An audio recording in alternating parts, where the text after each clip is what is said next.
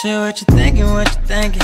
What's on your mind? Shit, what you thinking, what you thinking? Hey, what's on your mind? Shit, what you thinking, what you thinking? Tell me, what's on your mind? Shit, what you thinking, what you thinking? Hey, what's on your mind? Say what you thinking, what you thinking? What's on your mind? Say what you thinking, what you thinking? Hey, what's on your mind? Say what you thinking, what you thinking? What's on your mind? Say what you thinking, what you thinking? What's on your mind? Hey, tell me, oh tell me, tell me, oh tell me, tell me, oh tell me, tell me, oh tell me. What's your talking to? You ready to go, Jen? Yes. You was cutting up on that one, girl. Shit, what you thinking, what you thinking? What's on your mind? Shit, what you thinking, what you thinking? Hey, what's on your mind? Shit, what you thinking, what you thinking? Tell me, what's on your mind? Shit, what you thinking, what you thinking? Hey, what's on your mind? Say what you thinking, what you thinking? What's on your mind? Say what you thinking, what you thinking? Hey, what's on your mind? Say what you thinking, what you thinking? What's on your mind? Say what you thinking, what you thinking? What's on your mind? Hey, You know you love me.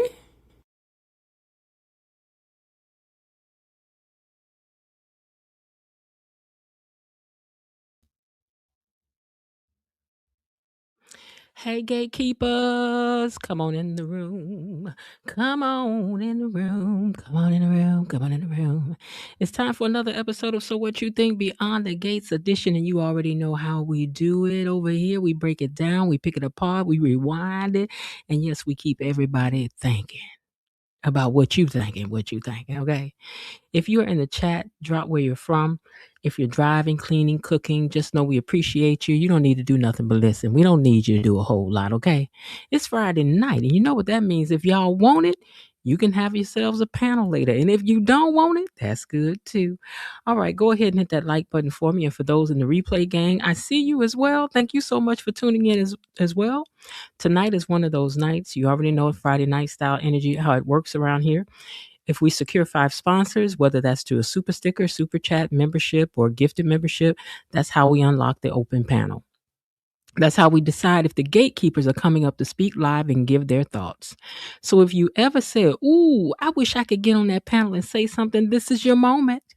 The moderators will be watching, the energy will be flowing, and we'll see if we open those gates tonight. So speaking of moderators, let's give the best moderators on YouTube a classy, sassy, how you do? Hey, y'all. Hey, moderators. And to Tony Lynn and the rest of the gang. Drop some hearts in the chat for the moderators, please. Let me participate in that part. Let me drop some hearts for these moderators. All right, hearts for the moderators, hearts for the moderators. Let me see those hearts going up for the moderators. Oh, look at the love flowing for you guys. Look at the love flowing for the moderators. Put them hearts in the chats for the moderators. They do a great job over here. And of course, shout out to everybody in the live chat right now. Y'all are the co-hosts. You are the energy. You are the pulse of this show.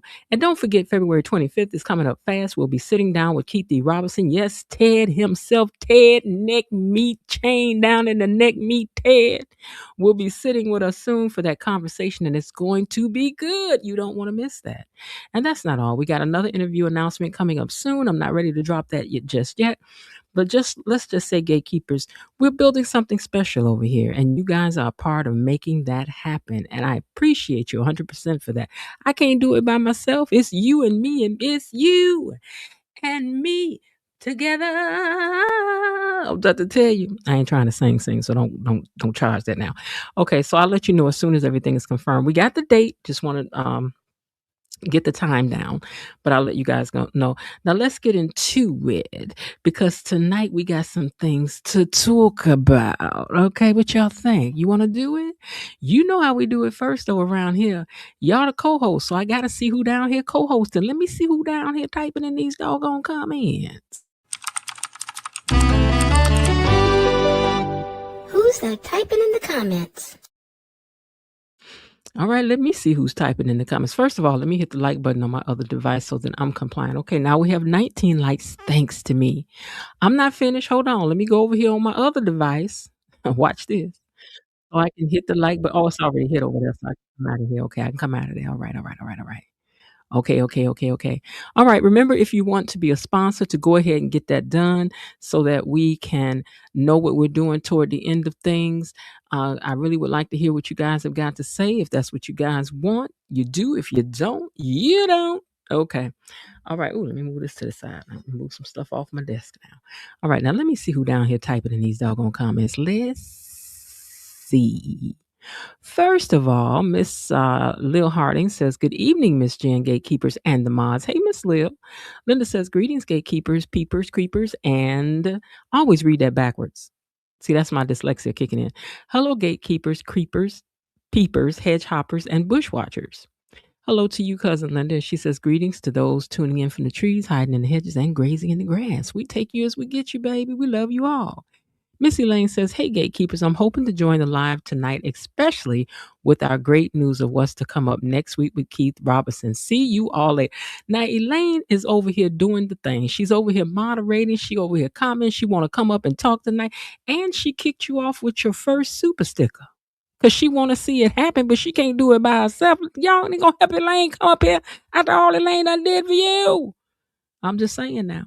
Raven Maniac says, "Hello, fellow gatekeepers, Ms. Jen and the Mod Squad. I'm over here patiently and poignantly pondering the events of the day. As I take my seat, I will try to be discreet while I sip on some sweet BTG tea."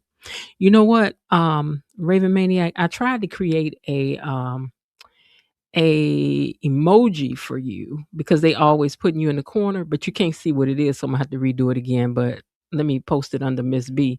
Okay, so that emoji looks like that, and it's just a little boy, and it says "time out," but you can't see that. But that's what it is. It's a timeout emoji that I created for you guys.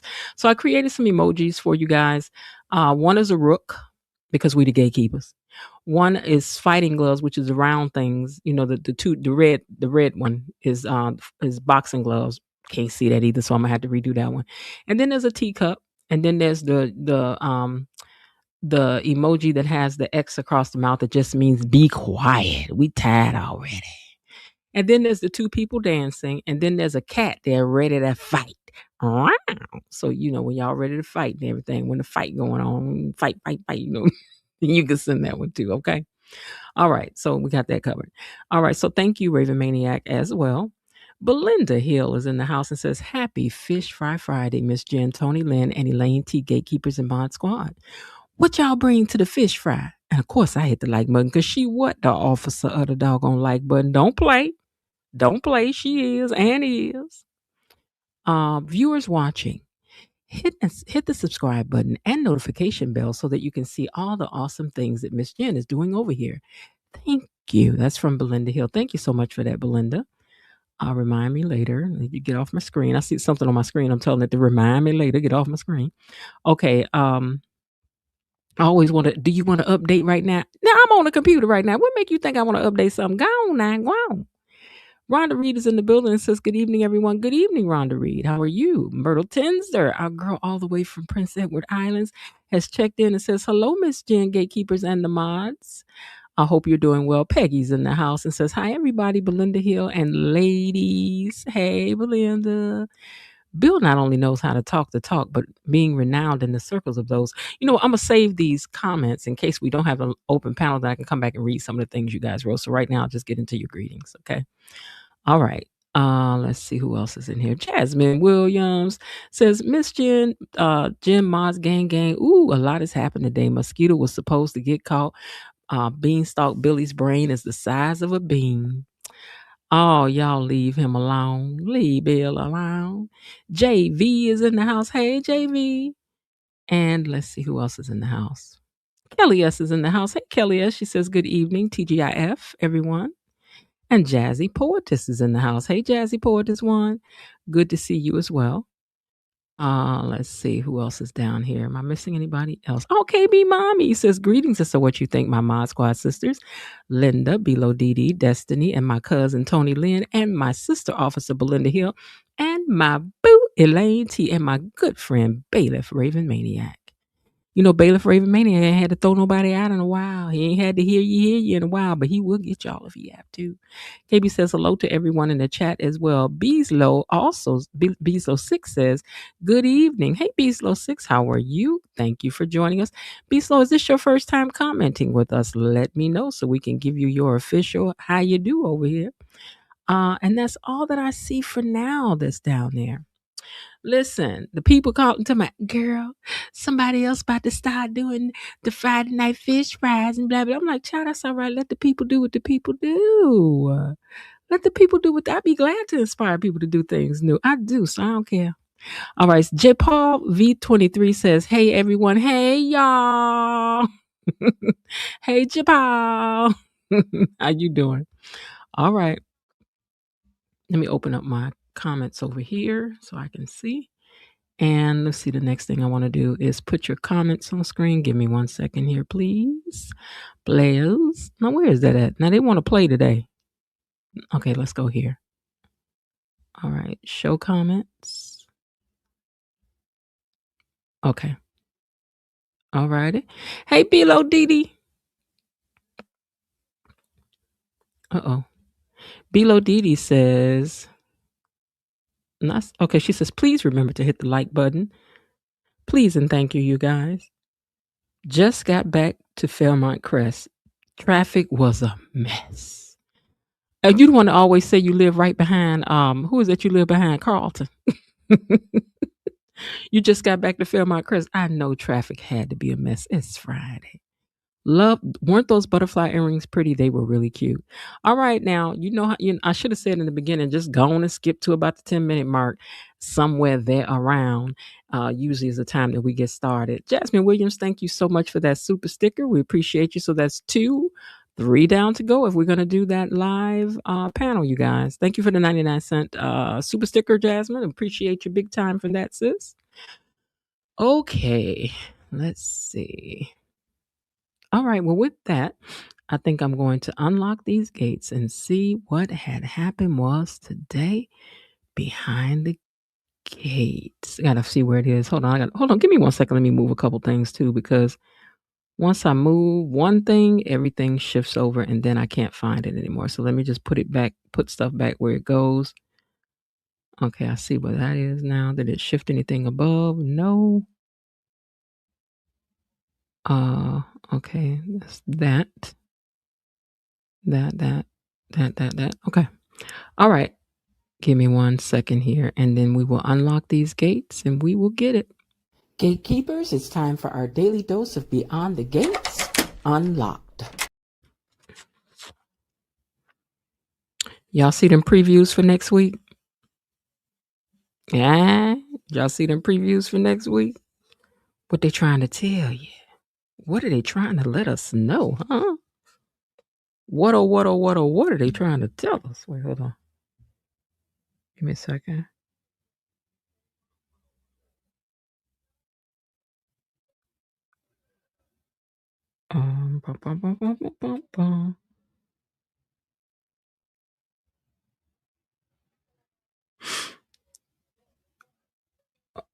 Oh, okay.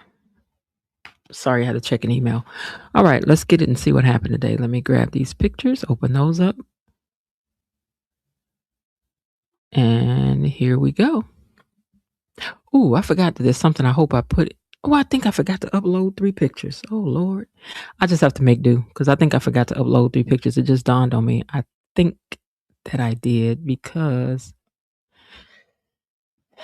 well, I can't do it now. If I missed it, I missed it. Y'all, I just found a picture to put in the place of it. Okay. All righty. Let me see. Let's roll. All right. So Samantha, and yeah, I did miss those pictures because that's what should have been up first. So Samantha and her auntie were at the country club. And the very first thing I missed was the very first picture. Okay. So Samantha and her aunt are at the country club. And Stasia and that little granddaughter of hers are staring at Samantha like staring a mud hole down the side of her face. Thank you, Myrtle Tisner. Oh, you're from Ohio. I don't know. Well, girl, I'm always saying, okay, but look, let the people think you from where you from, girl. Let them think that you from over there. Get somebody to be looking for you. So then let them look over there, Prince Edward Islands. But somebody from over there, I thought it was you. I'm so sorry I've been saying that. But anyway, girl, I'm gonna keep saying it because these people don't really know where you ever girl. They don't really know. Anyway, okay. Nicole and them at the country club minding their business. And then here come Stasia and that little granddaughter of hers staring at really Samantha. And Samantha was like, why are they staring at me? And Nicole was like, is it bothering you? She was like, well, a little bit, because I'm trying to figure out exactly why would they be staring at us? Why you think so? And then Nicole started thinking back to her and Dr. Robert Rollins on the dance floor down there boogieing down to the uptown. So you think they saw you, girl? Is that what it is? You think they seen you, girl? Because we don't know if they saw you or not. If they did, I'm sure. Hold on, something on my mic. Hold on. What is that? If they did see her, I'm sure that they gonna let it be known that it was seen, child. Let's hope not, because you was down there cutting up with that hoochie coochie dress on. That's the last thing we need is this kind of gossip down to the country club, child. But anyway, she was like, don't you worry about it. I don't really care why they down there looking, girl. Let them look, let them haters hate, hater gonna hate. And so she was like, listen, all I can tell you is that you're going to be the platinum deb. You're going to be the platinum deb. You are. And she's like, you think so? She was like, yeah. So you concentrate on that. Okay. But, Samantha really don't like Chessie and Evelina with the frosted tips staying over there. Her girl, I don't blame me. That would scare me too. That's scary. Not scary, but that's scary. But Anita wants Vernon to, oh Lord, okay, let me just use this picture. These are pictures I didn't upload. Okay. So Anita wants Vernon, because y'all know that man was on the TV early. Hey Patricia, see, you know that man was on the TV earlier, messing up us being able to see the beginning of the show, so I ain't getting no pictures for that. Like somebody wanted to hear all that. But anyway, I digress. Anita wants Vernon not to be so protective, but she says, listen, I don't need you to be so protective about me and my space and all of that. And he was like, okay, I hear you, baby, but I ain't about to bag off because I'm worried about you. And the last time I bagged off, see what happened, right? So you can hang that up. I was like, ooh, okay, but Vernon, you better stand up. Stand up. Vernon, why don't you? Now, Bill and Haley, let me find a picture for that because y'all man was on the TV. Bill and Vernon were at the hospital. I'm sorry, Bill and Haley were at the hospital, and she still thinks Bill is doing too much. And he is. I mean, she down here to get a checkup. Why are you treating her like she 5? This is the thing I cannot figure out. She not 5. She at least 21. So treat her like a grown 21-year-old, would you please? But anyway, I don't say nothing. But anyway, they down there talking, and she still thinks Bill is doing too much. And he has also said that he done looked into his own resources to try to find out who did this to her. And child, she wants you to leave that alone. Why you ain't picking up what she putting down? She would need you to leave this alone, Bill, before you mess around, start some trouble for real, sir. And find out your wife hit her own self in the face, or her friend did anyway. You gonna uncover some stuff you ain't mean to uncover, Bill. Leave it alone. Now, Joey and Vanessa are doing Joey and Vanessa like things, okay? So, is that them? Okay. I like this couch Joey got. Like, that couch is nice. That's nice. Somebody need to fix up Haley in them house. This kind of look like Haley in them house. Is y'all still gonna have a house? Because y'all ain't been back to it. Is there a reason why Bill and them ain't been to their house? I'm just asking. Okay, but anyway, they in there doing what they do. And he has said that he's so impressed at how she can go from seductress to mama mode. Whatever. I just gotta tell these people we don't care about this stuff if it's not controversial. Y'all know we like the controversy. Controversy. I'm having hold on, y'all. I'm trying to see how I can see best. Give me a second. My lighting and everything is on my nerve right now. Hold on. Okay, give me a second now. All right.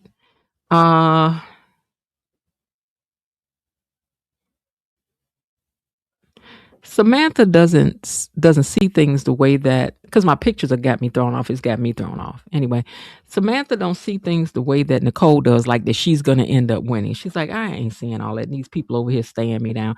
I just don't think so. And Anastasia, the granddaughter, uh, wait a minute, have what?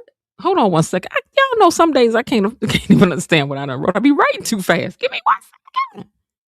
Okay. Okay, so Nicole is trying to keep her spirits up. She was like, girl, you gonna win. You gonna win. She was like, I don't feel like I'm gonna win, Auntie. I'm just not. But here is Anastasia asking how things are going with her mama. Okay, her little Chelsea come over. And she said, how things going? Because your mama wasn't doing so good, girl. Huh? And then Nicole gave her a little professional read when she came over, because she implied that Anita was drunk up and throughout the country club. And let me tell you something, Anastasia. Never would Anita Duprees be seen drinking and carrying on down to the country club. Anita's classy enough to do her drinking at home, but she would never be drinking down to the country club. She is not Karen Hugo. Allegedly. Well, she went to jail for it, so it ain't alleged no more, but I'm just saying, just in case, you know what I'm saying. But the people down to the courthouse had said that she was. But anyway, Anita is not that. Don't you accuse Anita of that. So Nicole gave her a nice professional reading. She said, I don't know why you're putting your issues off on my mother, because everybody know you the one be drinking and carrying on, Anastasia. In my professional opinion and assessment. And I was like, okay then, girl, you better let her know. You better let her know, because Anita would never, ever, never. So she also said to Anastasia, I think that you are trying to live out your unattained dreams through your granddaughter, because you ain't never, ever been the winner of this here contest. You ain't never been platinum dead, ma'am. I was like, oop, Nicole. But I loved it. I did. Nicole gave a nice little nasty read. She did. It was very educated or raw. It was. I love that. But anyway, she went on about her business and scurried on away, because she didn't like the sound of none of that. Girl, you didn't know they knew you was drinking, did you, girl? Girl, get away from here.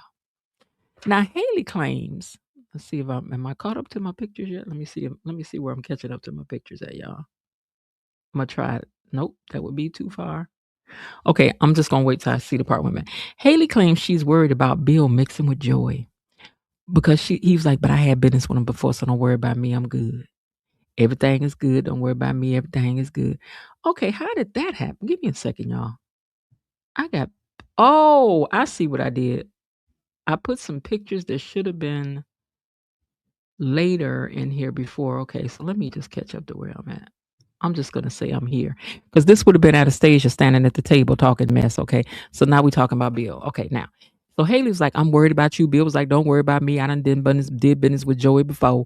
And she was like, happy. He was like, say less. We don't need to talk about all that. He was like, but what I'm saying is that he going to find out who it did this to you. And she was like, oh, okay. Because Haley, she need him to leave this alone. But you know what this made me think about? Because she was looking at Bill like, you do business with Joey. She had the nerve, the gall, the audacity to be looking at Bill like Bill was somebody dangerous. And you know what's crazy? I remember when I used to be warning her about Bill. I was like, girl, Bill will take you out. Bill be doing stuff you don't know about. And come to find out, recognized game up and through here. Y'all like Mr. and Mrs. Smith, that movie, child. Either one of y'all can make a move on each other at any time. Anytime. Now, Madison, hold on. Madison is having second thoughts about, but Chelsea seems, wait a minute, Madison is not having second thoughts, but Chelsea seems bothered by her not taking that fellowship. So she quietly in her mind has it right now that I wish she would take that fellowship. I hate that she gave that up for me. That's so sweet. Moving on. Randy comes in and Mona gets right to flirt. Randy came up in here and Mona did not waste 1 second getting up on all them arms and chests and stuff. Mona likes this. Big eyed lady started looking at you the way she was looking at him, baby. You know, she like us some Randy. She do. She looked back and saw Randy. She was like, So when Randy walked up, she was like, hey, he had to remind her that he was like, because she said something about, she said, you want to join me? And he said, don't you think if your little church friends see me, they would be talking? She said, I don't care about them folks talking about you. You can sit your big arm self right on down here. You and all these arms and things. These thick thighs and things. You can sit them right here on this bar next to me. I ain't worried about them folks down in that church. I don't care now with mother and them, sister and them, all them down there talking about you can sit right down here next to me. Can I talk to you? Hey, I really want to see you. Can I talk to you? She wanted him to sit on down. Sidebar. Joey said he'll get his coffee at the Coffee Fix. So it seems like somebody had told me that they saw that on the sign that it said Coffee Fix. So I guess I can't call it the no name place no more. The place is called the Coffee Fix. He said, I guess I get my coffee from the Coffee Fix. I was like, oh, okay. I got to see that sign one more time because, you know, I had to be 100% sure when we do this trivia thing. Okay. But every now and then I will call it the no name place. So just so y'all know. But it's called the Coffee Fix. He said he was going down there and get him some coffee fix. Now, I don't know if it was just me, but didn't Randy seem a little nervous around Mona? Yeah? He was down there grinning and skimming and carrying on, wasn't it? Vanessa and Joy are doing the things that they do. He turns the tables on her and he blindfolds her. Moving on. Now, Anita don't like Vernon's tone. She was like, you need to talk to me that way you was talking to me. You know you be liking it when a man be talking to you in that tone. Anita, you need to stop playing. When a man can tell you to sit down somewhere, no, we be liking that. Be hush, Anita. She's like, you don't have to talk to me in that tone. She was like, but I know you're just looking out for me. And then Jacinda called, right? Jacinda called to check on Anita and to pour some tea. Because, girl, the streets is round here talking about you, child. Nita was like, they pouring tea about me. What they saying? We had to wait to find out. Now, Haley is going back to Uptown. She won't let one monkey stop her show. One monkey ain't gonna stop her show. Okay, y'all have heard that saying. If you got Southern parents, I know you have. One monkey don't stop no show. One monkey ain't gonna stop her show. Okay, because one thing she know for sure is that she got to get back down there to Uptown. That's her spot. And besides, Bill, you'll be with me, so I'll be safe with your big old strong self. Not strong. With your big old strong self, Bill, so I'll be fine. So Chelsea ends up coming by. They speak, they're talking, and Haley says, well, let me go because the nurse called her in. I ain't never seen so much commotion over a black eye. I thought you supposed to slap a steak on it or put some more stuff on it, some cold things on it, and go on about your business and wait for it to heal up. Although it is healing up beautifully. Is Ted going to have to give her surgery? I'm wondering if Ted going to end up giving Leslie surgery off subject. But anyway, Chelsea and her daddy standing there to talk. She was like, yeah, I want, those earrings are gorgeous. They're gorgeous. But she told her daddy, she was like, yeah, I want to know why you went running over there to mama to tell her be spilling my business and telling my business. To be telling her what I was about to do. How could this your daddy? He needed a reason to talk to your mama. Girl, calm down. Now, Mona, like I said, ain't worried about what nobody got to sit down at that church house about her talking to Randy Smandy, okay? So Randy and Mona start chatting, okay? So she mentions Lent. She was like, it's Lent time. If this woman wasn't talking and acting just like this right here, if she wasn't acting just like her, it looked like her. If she wasn't acting like the woman in Waiting to Exhale, I'm about to tell you, she was getting her flirt on with this Randy today. She likes a Randy, okay? But anyway, she was like, it's Lent. And he said, Oh, yeah, what's that mean? You got to get something out of the dryer? And she was like, no, lint. He was like, calm down. I know what lint is. And he said, it's a joke. So then she invited him to go to church with her. And he said, now, I'm not about to be your pet project. Ain't nothing wrong with how I live my life. So you do you and I'll do me. And he goes to leave and she stopped him dead in his tracks and she said, sit down. I told y'all, Mona want a bad boy. Mona want a bad boy. Bad boys. She want a bad boy, bad boy. What you gonna do? She want, everybody be want one. Everybody want a roughneck gentleman. That's what she want, a roughneck gentleman. That's what she want. Now, Anastasia with the frosted tips is telling Nicole that her mama was drunk. And Nicole low-key called her a drunk. I said this too early, but okay. So she low-key called her a drunk. Okay. And she ended up leaving that table with her mouth agape and gasping. Oh, she could not believe that she had. I mean, you over here calling, people got a lot of nerve behind this gate be talking about people's mamas and stuff. I told y'all that's the problem we got. I don't know where they do that at, because you can't say nothing about nobody's mama. I don't care if they mama in jail. I don't care if they mama slap kids across the street. I don't really care what happened. You can't say nothing about nobody's mama. Let them talk about their mama, but don't you say that about nobody's mama. But anyway, Nicole sent her away nicely. She did. Because she over there talking about your mama was over here with Leslie, the nouveau riche Leslie. Like, because in these circles, having money is not good enough. New money is not old money. In fact, old money can have less money, but if they have more family, like their family name is bigger, then it's not about the money. It's about the name. And since Leslie has no name and she may have more money, she's now nouveau riche. People gonna find a way to make, we better than her because we all are green. Okay, but she's green, but she got big ears. Okay, but she got big ears and she green, but she tall. They gonna always find a new category to try to be better than somebody. God that made everybody, calm down. Calm down. So anyway, when she walked away from that table, Nicole got on the phone and called her daddy. She was like, what's going on? Because they down here talking about mama down here doing some stuff. And mama doing some stuff. Did mama do something? He was like, no, child, that's not good. Couldn't be true. Your mama got a little sick. Calm down. Ain't nothing wrong. She was like, I ain't think so. But Anastasia down here talking all that boo. He was like, don't worry about that.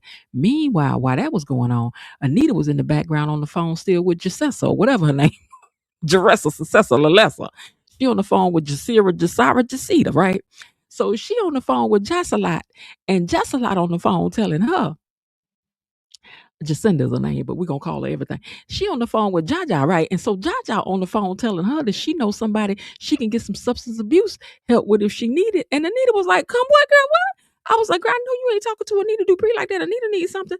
Anita got off that phone. She was like, child, they down here saying I got all kinds of stuff going on. These old gossiping biddies.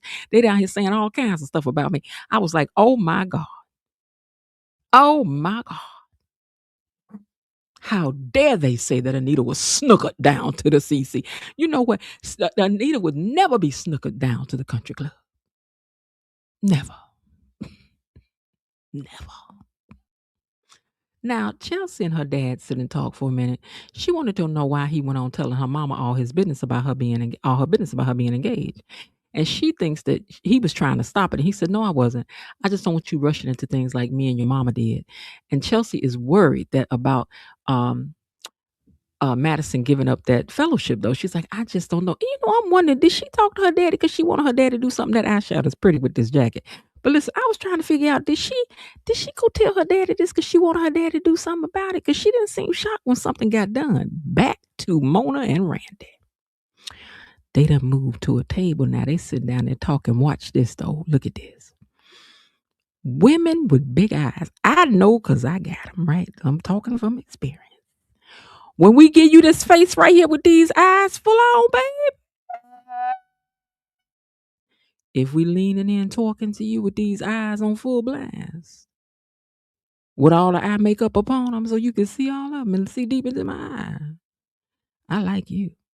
But I also think that if a man is looking at you like this, he's pondering.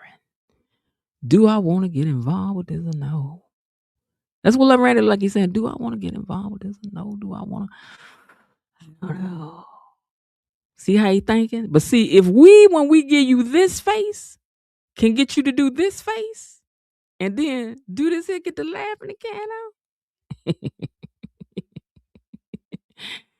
I got you under my skin.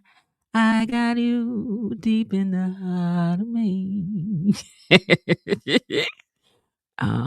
We got you then, baby. But anyway, they sitting down there talking to.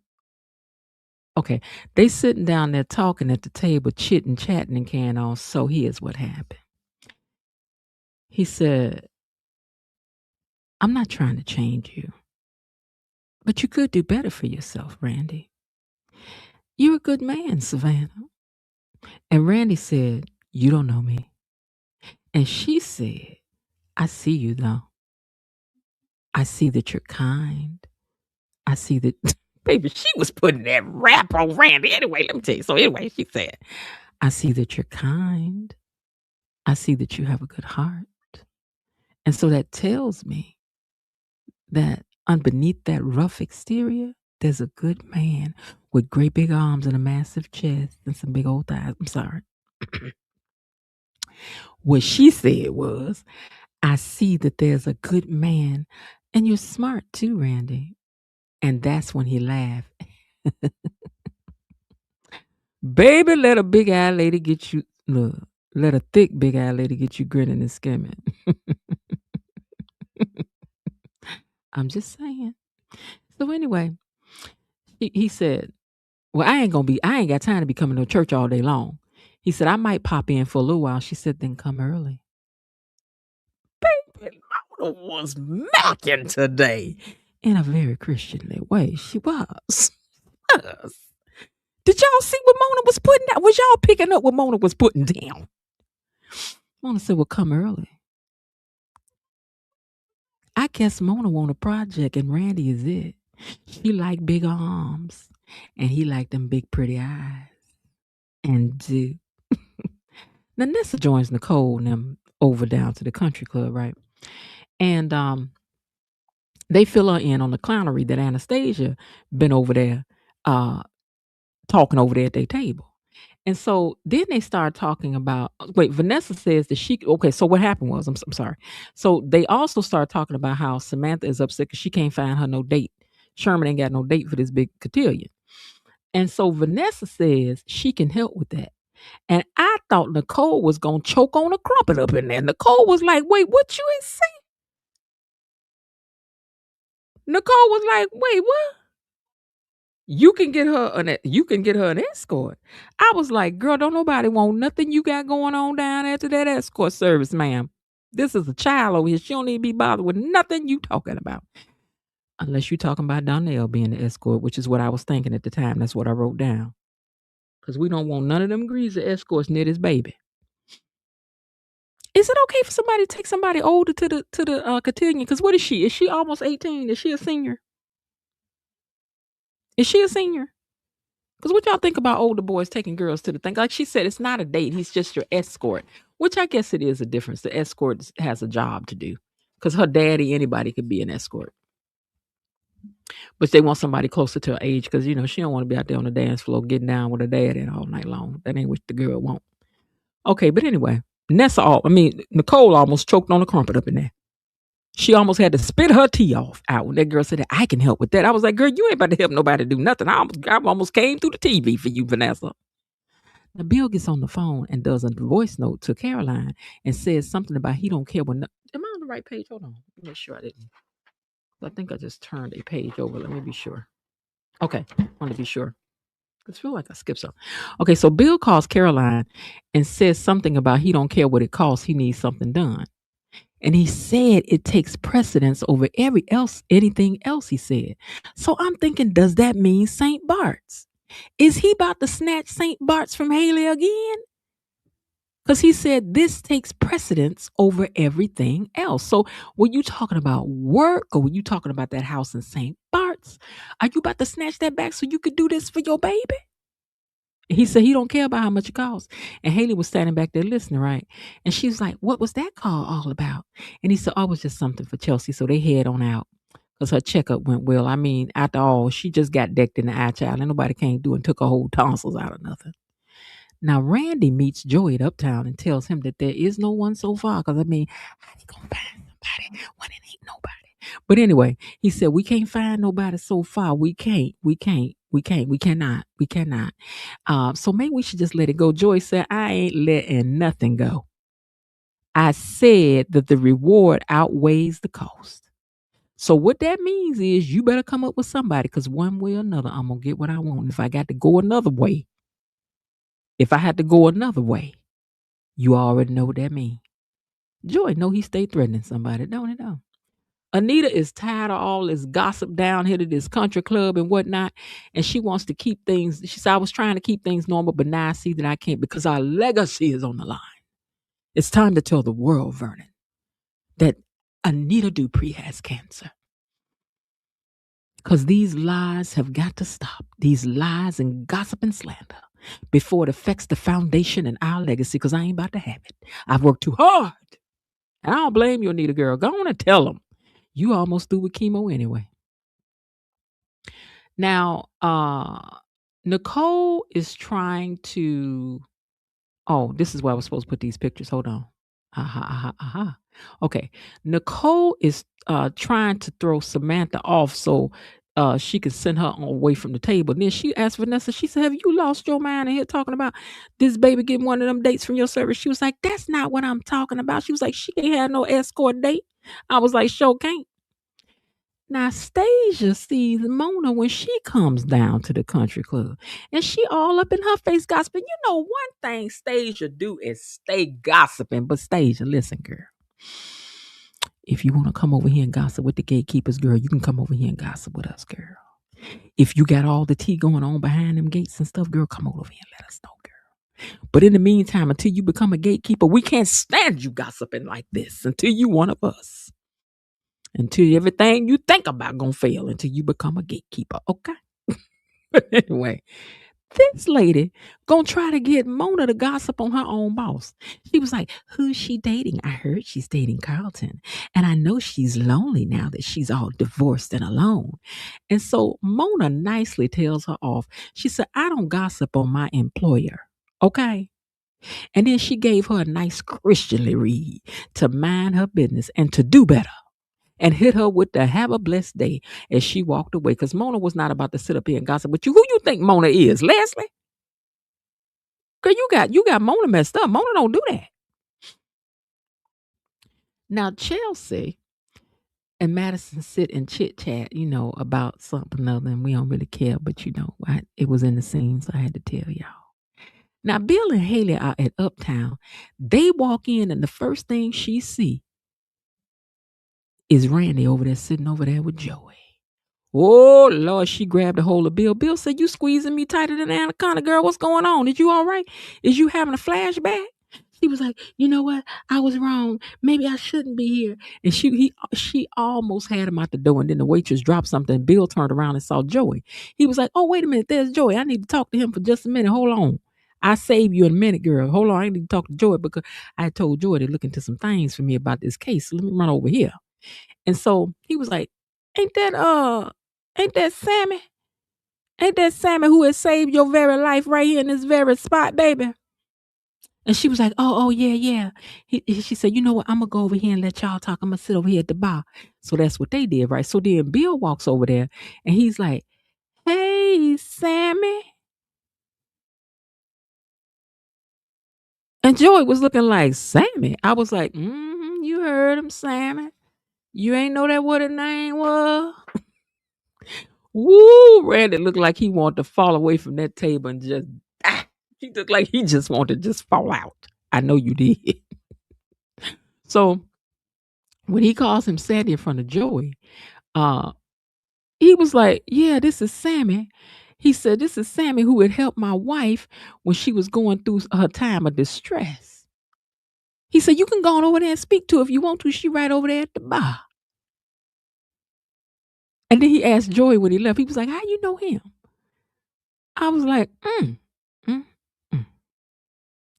Now, Madison, let me go back down. I got to go back and get this. Okay. Madison gets the call and she's very excited that they're gonna move her, they're gonna let her do her fellowship from where she is because they got a huge donation. And due to the donation now, she will be able to stay right in that area that she's in. And she will still be able to do the fellowship. And she's so excited. And Chelsea was excited, but Chelsea didn't seem as surprised. Do you think she suspects that her daddy did this? That's what I was trying to figure out. Oh, he cute. Okay. She done showed the little girl the picture of her son, and she was like, "Oh, he cute." And she had to show it to Nicole too. She was like, "Girl, this is who I'm talking about. Taking this girl out to escort her.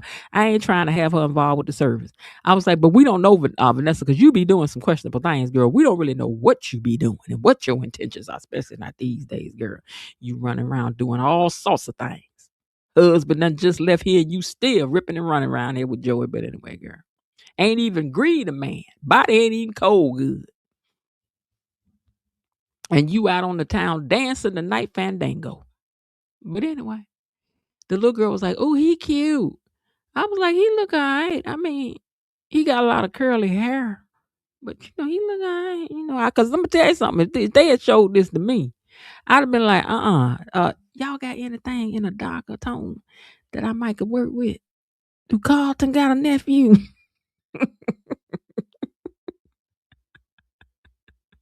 Do Randy got a little brother? Do Eli and them got a grandson? Do they? I'm just trying to find out now. But anyway, she thinks he's cute. And then Ness say that she hopes that this means that Deanna will come home because she ain't been home. Okay, so we're going to get to see Deanna soon. That's what we're saying? That what we're saying, girl? Okay. Because I'm waiting to see that Deanna girl. Now, Anita thinks that being that it's Cancer Prevention Month and everything, that this would be a good time to do this and let the world know about what's happening with her and make the announcement that I have this. And she was going on and on about the press releases and this and that. And then Vernon just stops her for a second. He says, "I just want to tell you how very brave I think you are. And I admire you so much. They so cute. They just are." Now, Joey says he knows Sammy from the casino.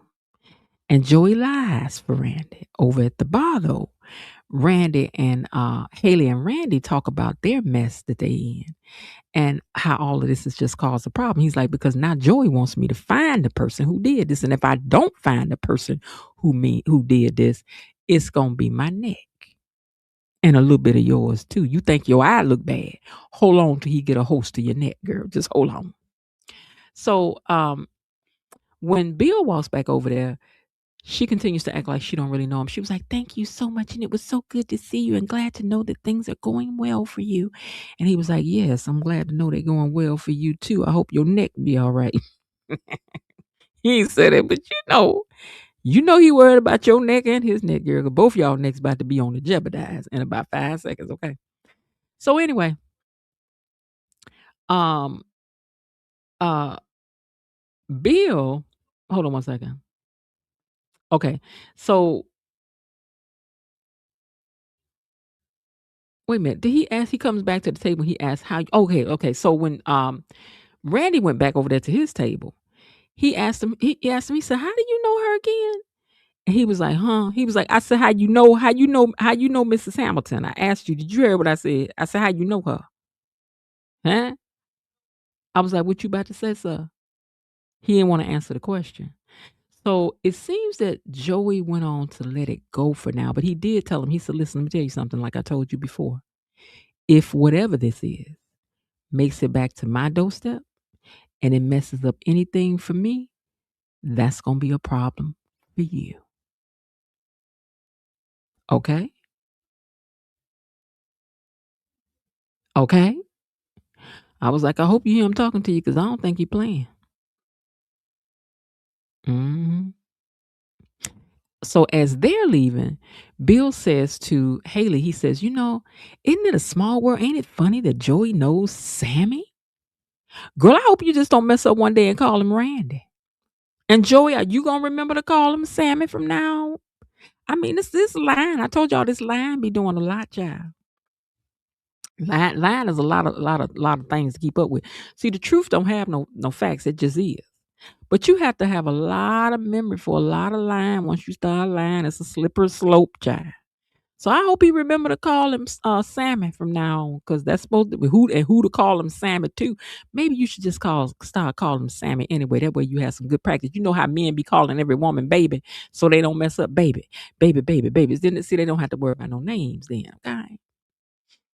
But anyway, so Haley hurries up and gets that subject changed because he was like, "Ain't it funny that he?" And she was like, "You know what, Bill? I just feel so nervous in here again, and I just don't know what I'm gonna do." Just lying. So Bill wraps her up in his arms, and he was trying to comfort her. And then she had that smirk on her face. See the smirk? She had this smirk on her face. But as all our grandmamas have told us, one day you gonna get that smirk wiped off your face, Miss Valley. Soon and very soon. That's what's gonna happen to you, girl. You gonna get that smirk wiped right off your face. But it also made me think about something a cousin of mine said. He said, always watch people like a silent movie.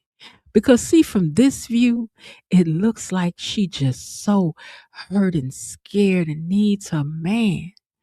But from this view,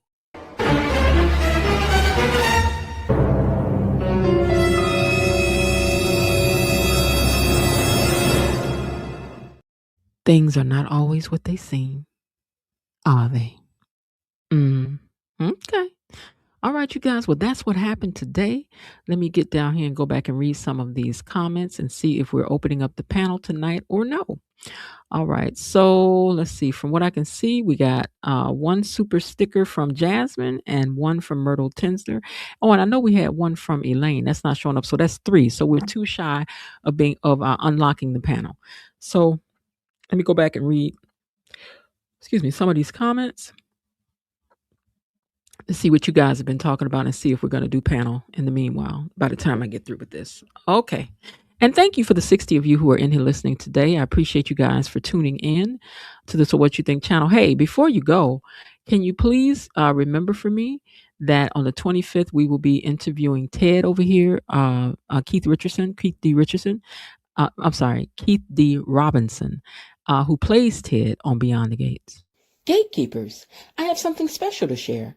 Next Wednesday, February 25th, right here on the So What You Think channel, we'll be sitting down with one of our favorites from Beyond the Gates. You know him as Ted, but we're talking about Keith D. Robinson. We're discussing his journey as an actor, his music career, his experiences on the show, and what he sees ahead for his future. And yes, we'll even see if we can get him to share a little insight with us. It's happening Wednesday, February 25th, and we're looking forward to it. I hope you are too, right here on the So What You Think channel. See you then. Okay, so Belinda Hill says that I bought some smoked neck bones with potatoes and fried pies and fried peaches. Girl, I hope we get a chance to serve up some plates, girl. We have one more super sticker to go and we can unlock this live. Even for those of you who come up on panel sometime, it's okay too if you want to give toward being able to open up the panel, seeing that you are the ones that are mostly up here shining every week. It would be nice if one of you wanted to do that as well. You can do that by means of a super sticker or a super chat, or if you want to give someone a membership, you can do that as well. It's only a one-time thing when you gift a membership. It's not every month, but it's just for this month. And then if they want to renew it, it's up to them. And it also helps the channel to grow, more people to hear you talking, right? All right. So let's see what else we got. Let's see, and then read some of you all's comments from earlier. Those earrings were huge but pretty. They were beautiful. They really were. Let's see. Y'all, I was screaming and clutching my pearls when Nicole thought Vanessa was trying to get Samantha a date. I was too. I was like, baby, she about to one of them dry crumpets, about to just choke up in her throat. Okay. Patricia C says, good evening, gatekeepers. Hello to you too. Okay, I'm just going through some more of you guys' comments that you talk about. I do like this battle between the Duprees and Anastasia. I do too, but I need somebody. See, here's the thing, right? Anastasia makes a good second tier for attacking the Duprees, but she don't have enough presence for me, believability. I need somebody that's got more of a Diane Carrollish kind of presence, like nasty, not just straight nasty, but strategically nasty. You know what I'm saying? Somebody know how to give a good old nasty read, and you had to walk up and say, "Did she just?" And you had to think about it. We need somebody like that. Oh, Nicole, it must be wonderful for you to be single now and not having to worry about a husband who does the things that Ted has done. Oh, how wonderful for you. You're free of that now. Although I do understand that that woman that he had that child with is now building a home across from your mother. Oh, wow. If only she had known ahead of time that the money that she was putting away, I heard, was going to that wretched woman. I know she wouldn't have done that in hindsight. Oh, Samantha, I hear that you want to be the belle of the ball. I hope that that can happen. We've never had anyone of your stature to reach that level before. It would be good to celebrate that for the first time, be all inclusive. It doesn't always need to be someone who's so well bred to win. True. You need somebody to know how to give old nice nasty read. You know what I'm saying? Well, you're not really sure what they saying. Was that a compliment or was it not? Okay. hmm All right, let me finish reading these comments. Has Bill ever been in Uptown before? Has Bill been in Uptown before? I don't know if I've seen Bill in Uptown. Have you guys? I'm trying to think of a scene because I don't remember him sitting in the back booth. I don't remember him sitting in the front. I don't know if I remember him at the bar. I don't know if I remember him sitting at some tables. I don't know if I remember Bill there. Unless it was when no, he wasn't there when the family did karaoke and stuff. So no, I don't know.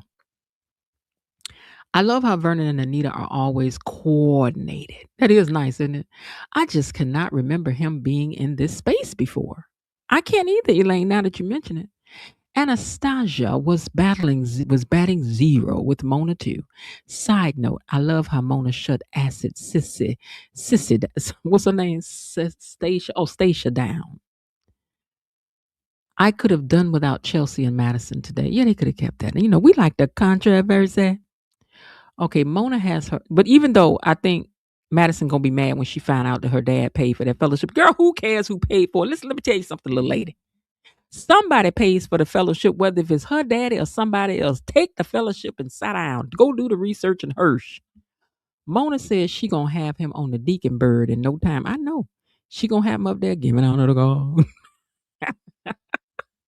Mona is going to have Randy going from casino to the church. She is. Church house, gin house. She is. I like them together. I don't know why, but I do. Cause women who be all buttoned up, like somebody, it's a little bit, just a little bit. We like that, just a little bit. Especially if he got a nice heart, you know what I'm saying? And Randy seemed like he got a nice heart. He do after he get through doing people in, but I mean, if he stopped that, she could write him once he get locked up. You liked Randy's jacket? It was cute on him, because I think we said Randy stay at the gym now. One thing we got to say, Randy be at the gym. He be there for thigh day. He be there for arm day, chest day. He be there for all the days. He do. You don't miss none of them. Randy was nervous. He was nervous and trembling. He was. I love the dynamic between Vernon and Anita. I do too. Linda, I told you, it reminds me of you and your baby. Chelsea looked real cute today. She did. This is not how a black eye heals. Elaine says she agitated with this. This is not how no black eye be healing up. That ain't it. Even on people of color, a real black eye swells and changes color daily as it heals, and it goes from black to purple to blue to yellow, etc. They ain't got the right color line going. Well, girl, maybe that didn't show up good on the camera, and I don't know.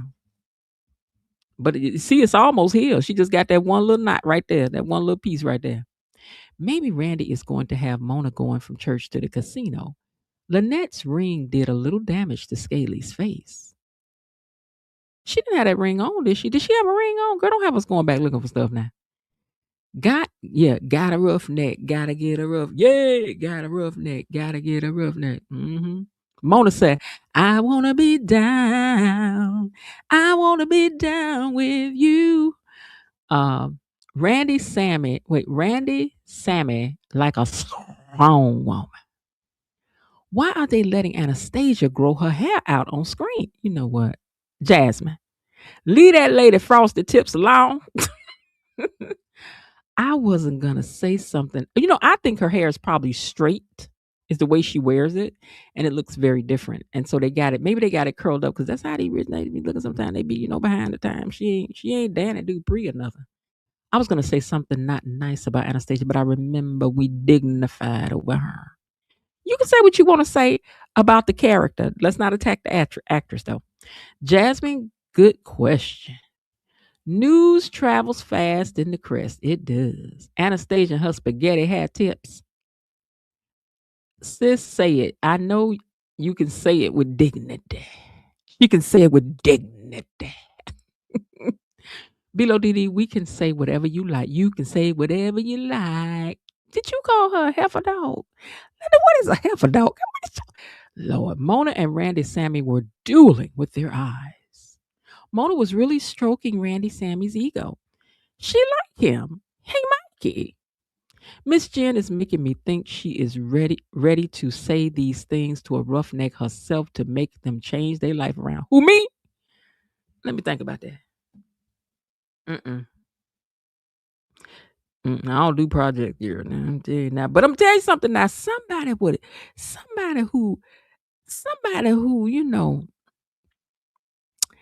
have a certain way about them though, ain't nothing wrong with that. But you can definitely, I ain't about to reform a soul, honey. I don't do reformations. She don't do that. She don't do reformations.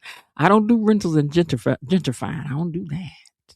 Okay, Miss Jen, thick thighs, big eyes, save life. They do. They do.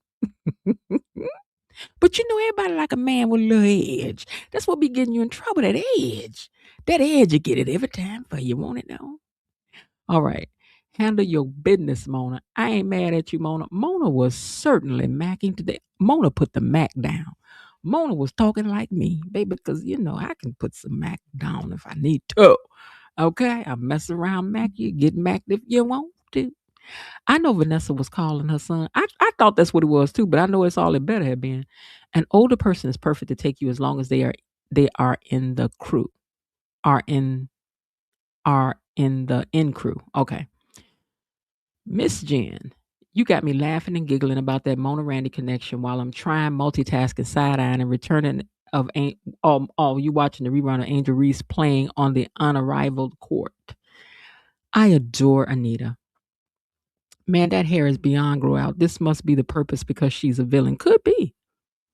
They have maybe she looks too soft with her hair a different way. We got to look the actress up and see what she, because I've never looked her picture up outside of this. So one of the mods, if y'all look up her picture and post it in the chat box, and then I can upload it and we'll see what she really looks like when she be going about her regular day. Maybe that's why they did it, because she might look too soft and genteel with her hair the other way. True, Elaine, he's so dumb he's not attractive. Who y'all talking about? Randy? I like Randy. Yes, I think Chelsea suspects that Bill helped with y'all. Hold on. Randy about to turn Mona's world upside down. Baby, Mona about to be windmilling for that very man. Say what you want to say.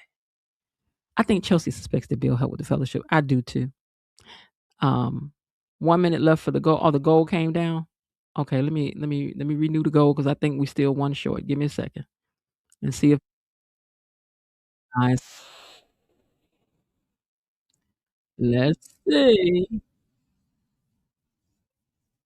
Okay, hold on. This thing talking. I gotta pause it. Stop talking. Okay, give me a second. Okay, start another goal. Okay, and we needed one super chat, I think it was. Okay. All right, 30 minutes is cool because we can't do it unless we have the what you call it anyway. It.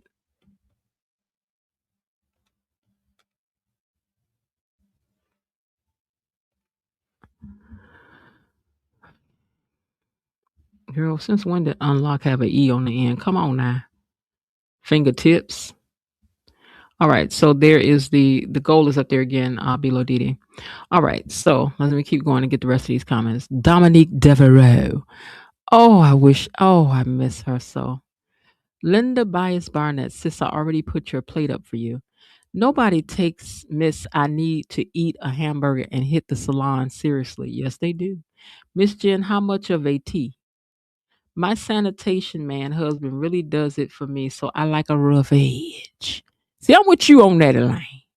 We need somebody. I don't need nobody timid to go to the door when somebody call. I need somebody. Who is that at my door? Get away my door. I need somebody, Miss Jen, how much of a rough make do you like? Just a little bit, Just somebody can tell me to go sit down. Because I don't like to argue, but I do like to argue, debate stuff. And, you tell me, you know what? Don't you bother my stuff. And I'll be like, and what's going to happen if I do? What you going to do if I bother? No. Because I'm going in there to bother just to see what you going to do, sir. What you don't want me to do? Don't touch your orange juice. What is it? Because I'm going in there sipping as we speak, sir. So whatever you about to do, you better go and get to doing it. I'm going in to get this juice right now. I'm going to get it. Sip, sip, sir. I tell you. When Sammy will throw Mona all around the room. Yeah, I don't know if we're gonna get to see that scene, but you know what? Just because she's a thicker lady don't mean she can't. Everybody else done had a scene. Why she can't have one too? All right, let me find this comment again. So, hold on, let me find your comment, Elaine, because it is not highlighted. So let me find this comment to highlight your super sticker from earlier. Hold on. It was up here early because you did it before the show. Okay, so now it's starred. Okay, you guys. So far we have 4 super stickers. Jasmine sent us one. So thank you, Jasmine, for that. Myrtle Tinsder also sent us one. Bilo Didi also sent one. And Elaine also sent one. So we are one short of opening up the panel. Let me go and see. Oh, she sent me a photo. Hold on. Let me go over here and get this photo that somebody sent to see what she looks like. To see what she looks like. Oh, Lord. Okay. Where is my message? Where are my messages? They're here. Okay. Let's see. Now you supposed to find one without her hair all curled up, girl. Now I know this lady don't wear her hair like this all the time. I know she don't wear her hair like this all the time. Now find me a picture of this lady with her hair straight, please. Cause y'all trying to do wrong. Y'all trying to do the lady wrong. I ain't putting that second one up for sure. I'm gonna put this one right here. Hold on. Let me make sure ain't nothing on here that we can't. Okay, yeah, it's all good. Okay, let me. How do I download this on my laptop though? Okay, let me try this again. Hold on. Try to get this picture up for you guys.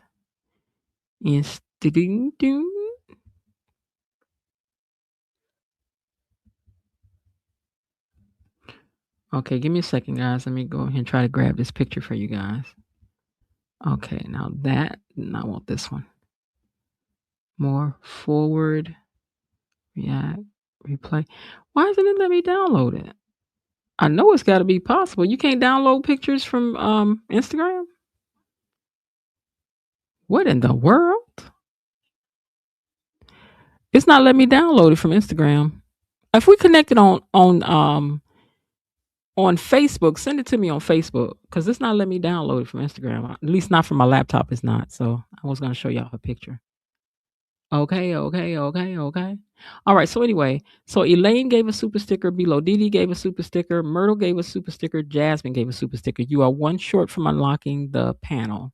And this shouldn't, well, I'm going to leave it at that. All right. Now let me go back to the live. Okay. I'm going to finish out these comments. Where are we at? Down to the bottom. Okay. Down to the bottom, to the bottom, to the bottom, to the bottom. Let me see where we stopped off at. Okay.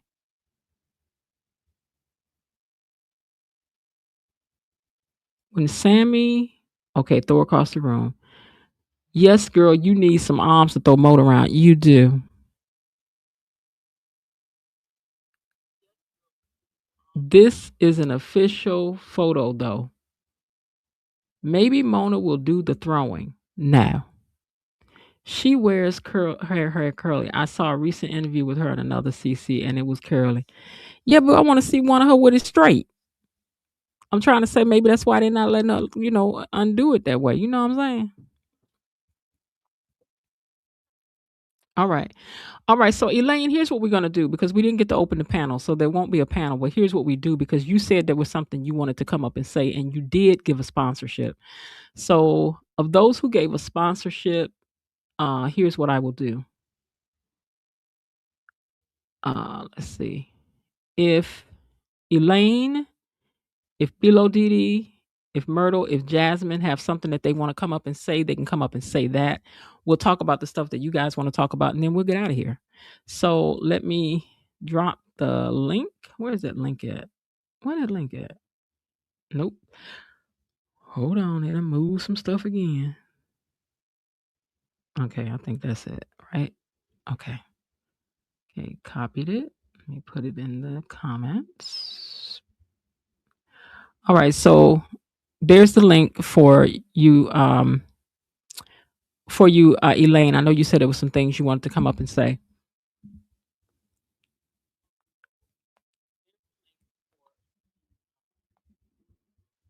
Do do do do do do do do do do do do do bom bom.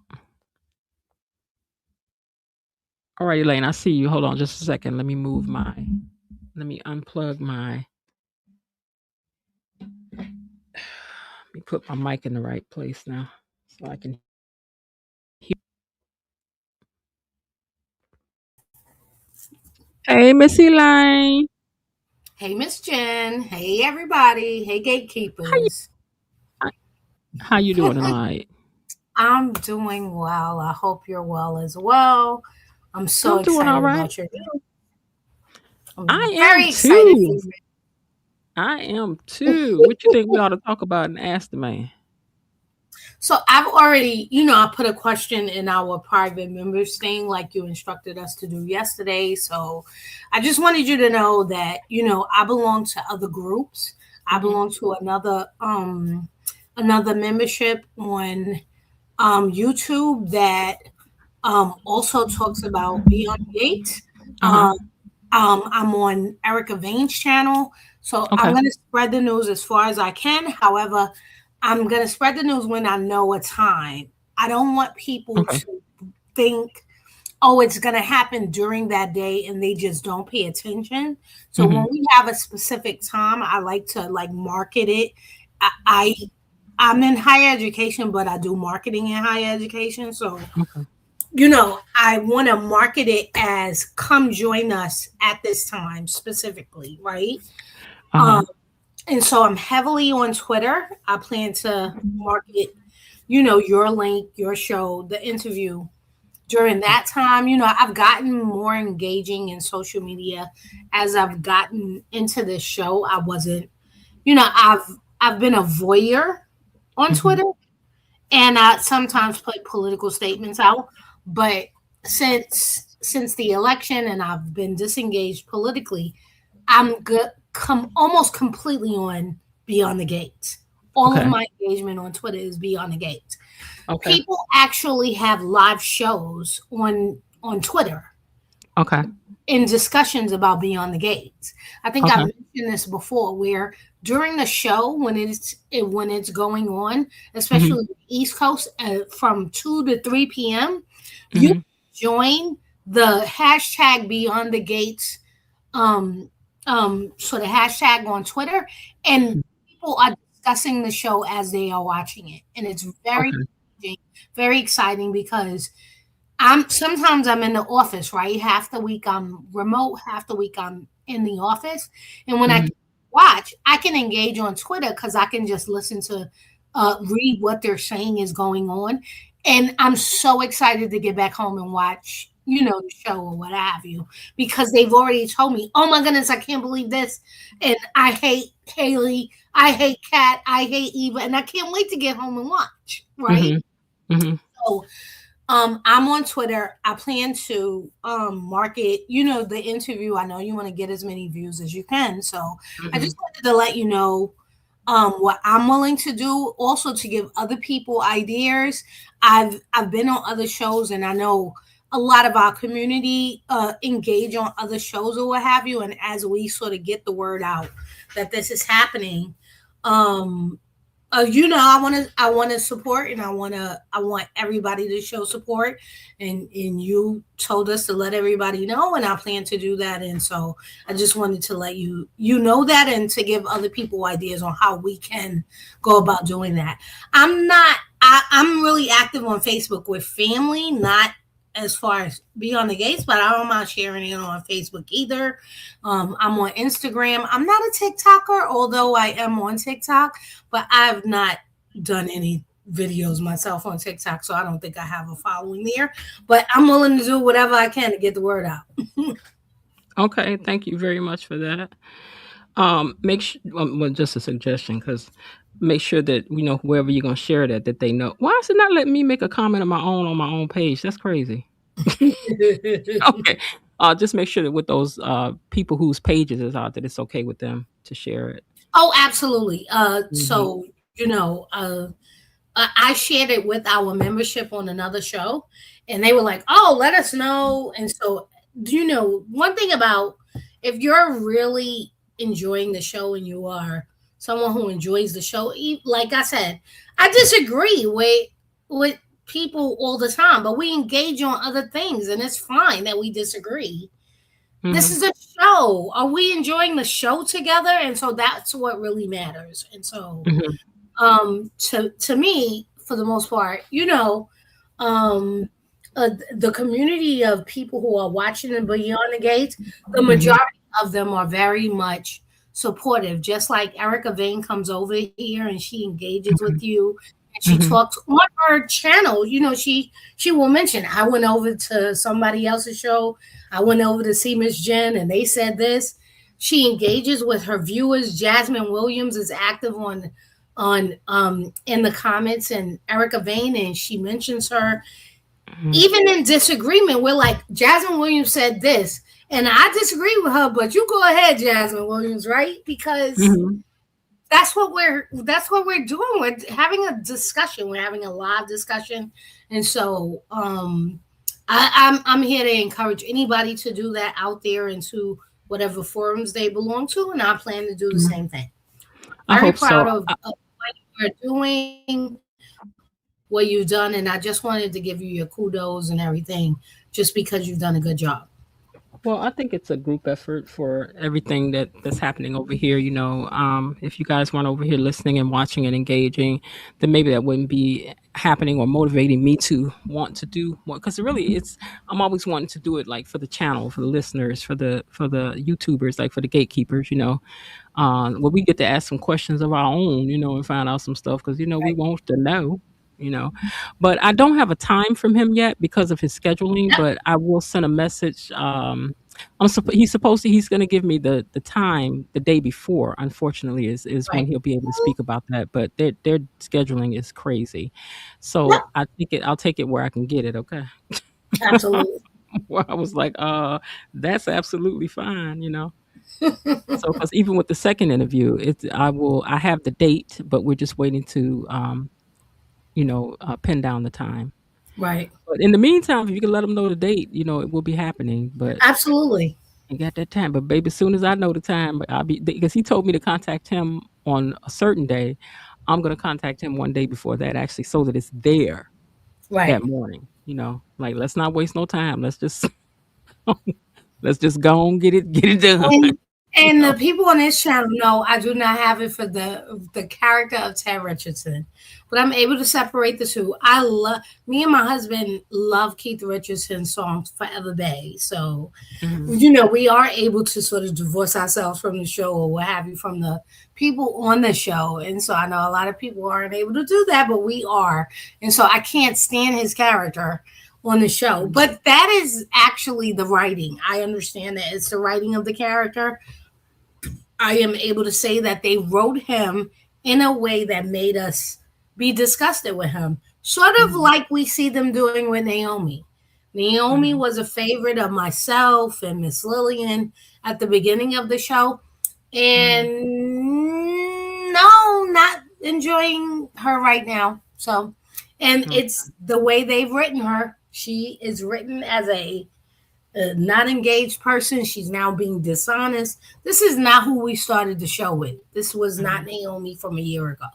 So, but this is how they're writing her, and so I'm not enjoying Naomi right now. But I'm also able to say the actors are doing a very good job, including Keith Robinson, and so I love his song "Forever Bay." If you haven't seen the video, go watch the video with him and Nicole. I thought they were going to use it on the show. Give me 1 second here, Elaine, because we did make the open panel. We are able to open a panel, so let me do that. And then where is my thing for that? And then I want to redrop the link for those who may want to come up to talk. Let's see. All right. The lines are now open, and you know you want to gossip, so share what you thinking, what you thinking. What's on your mind? Share what you thinking, what you thinking. Hey, what's on your mind? Share what you thinking, what you thinking. Tell me, what's on your mind? Share what you thinking, what you thinking. Hey, what's on your mind? Say what you thinking, what you thinking. What's on your mind? Share what you thinking, what you thinking. Hey, what's on your mind? Say what you thinking, what you thinking. What's on your mind? Say what you thinking, what you thinking. What's on your mind? Hey. come on up here. You know you want to I'm not gossip. certain if you're talking, Miss Jen, but we can't hear you. That's why you my best friend. Okay, give me 1 second here. I'm trying to pin this comment. Okay. But it's not letting me do that, Lord. Okay, wait, stop talking, channel. Okay. Now let's see if it'll let me do it now. Okay, pin message. Okay, so the let me come out of here. Okay, so I was intending to do this while that was playing too. So let me go back and do this now also. But I was trying to do two things at one time. No, I'm not that good. All right, so special thanks to our sponsors for tonight's live. That would be Miss Jasmine Williams. Thank you very much. Myrtle Tinsler, thank you for being a sponsor of tonight's open panel. Bilo Didi, thank you for sponsoring tonight's open panel. And Miss C. Lane, thank you for sponsoring tonight's open panel. And also Jazzy Poetess One, thank you very much for being one of the sponsors of tonight's open panel. We appreciate the open panel because it gives everybody else a chance to come up and talk and share their thoughts and all of that. And so if you're interested in coming up this evening, please do so. Okay? All right. All right, Elaine, go ahead. No, so I just really wanted to just show support for you, let you know what I was planning to do, and also, you know, for the members who belong to other places and other social media platforms, and you know, just to encourage them on how to sort of market this and get the word out. I just wanted to make sure I chimed in to get ideas out there. I appreciate that so much because that's what it's going to take. I'm hoping that we have a good amount of people in the audience that day for him, asking some good questions and saying some, encouraging things to him as well. I can see he's a talker. So, and looking at different and doing the research, there's so many things that he's done that people don't know that he's done, And the other interview is going to be an interesting one as well.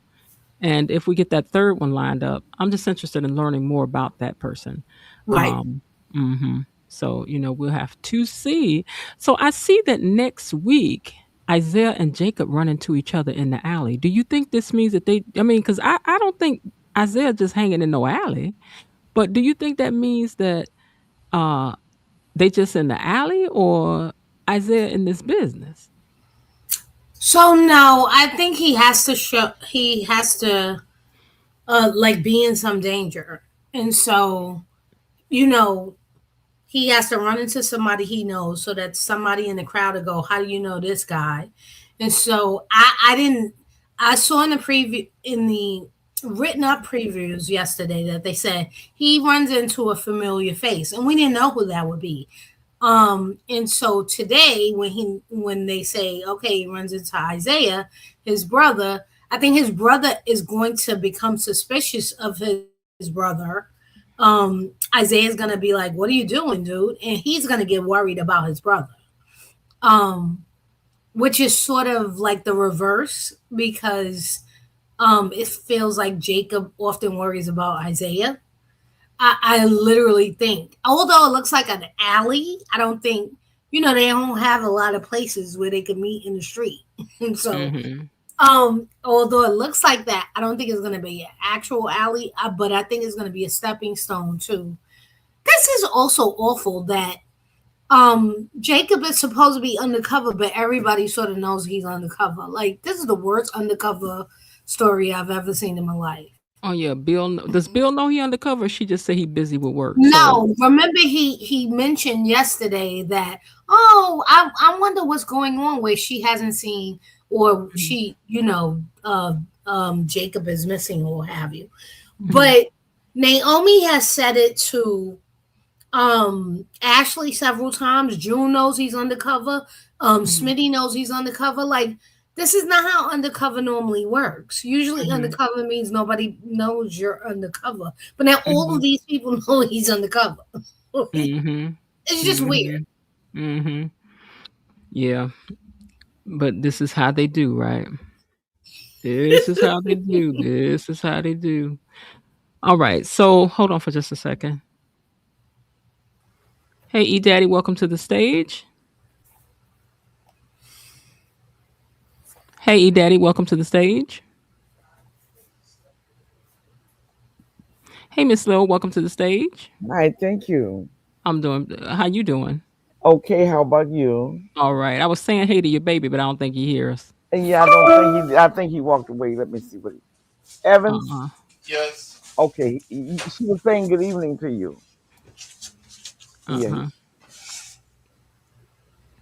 Hey, E Daddy, welcome to the stage. Uh-huh. How are you today? Good. Okay, so um I was first looking over some of the stuff coming up for next week, even though they didn't give us nothing exciting except the cat talking about shacking up, and then Tomas said, not if that's your only option. Like I'm an option for what you're trying to do. So I guess we'll find out what that's about. I don't think I really care. Mm-mm. I really don't. As long as Okay, they keep her away from, they don't have cat fights. She and Eva, she can do anything she wants to do. I haven't seen them. We didn't see nothing. I have to look at what the previews are saying, but No, I didn't. hopefully not. No cat fights. The Yeah. previews, if the written previews, the daily previews do have them getting into Oh, at the end of really? next week, which is so tiring at this point. But yeah. Yeah, but if I wouldn't mind them getting into it if the theme would change. Let's have something different The to get theme is into never it. going to change because they think this is worth it. I think they think because people are engaging about it online and it Mm-hmm. becomes like what's trending, that they Mm-hmm. think that's good. They're like, so And let's just so let them all. any marketing is good marketing. Any Mm-hmm. people talking about you, even when it's bad, it's good, but they don't know we're tired of it. Just like I love the turn in Haley, but her taking such advantage of Bill so that he looks like the dumbest person in the world is getting tiring because he can't be big bad Bill and keep going for the okey doke every single time. She went into his home and took him. Haley went in and now she has a fake baby. She was poisoning him and he didn't see it. She got him to buy a house in another country so she can go and unalive him. And she is now getting him to pay for a hotel room for this person who is on his case books because somehow she's more sympathetic than Haley, who was actually the person that got robbed. He, it's too far. They go too far. You I, you know you they know go too far with it.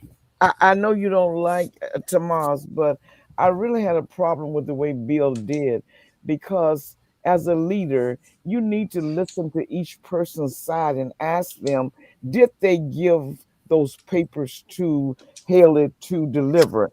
Now, Tomas said that he put those papers in the basket.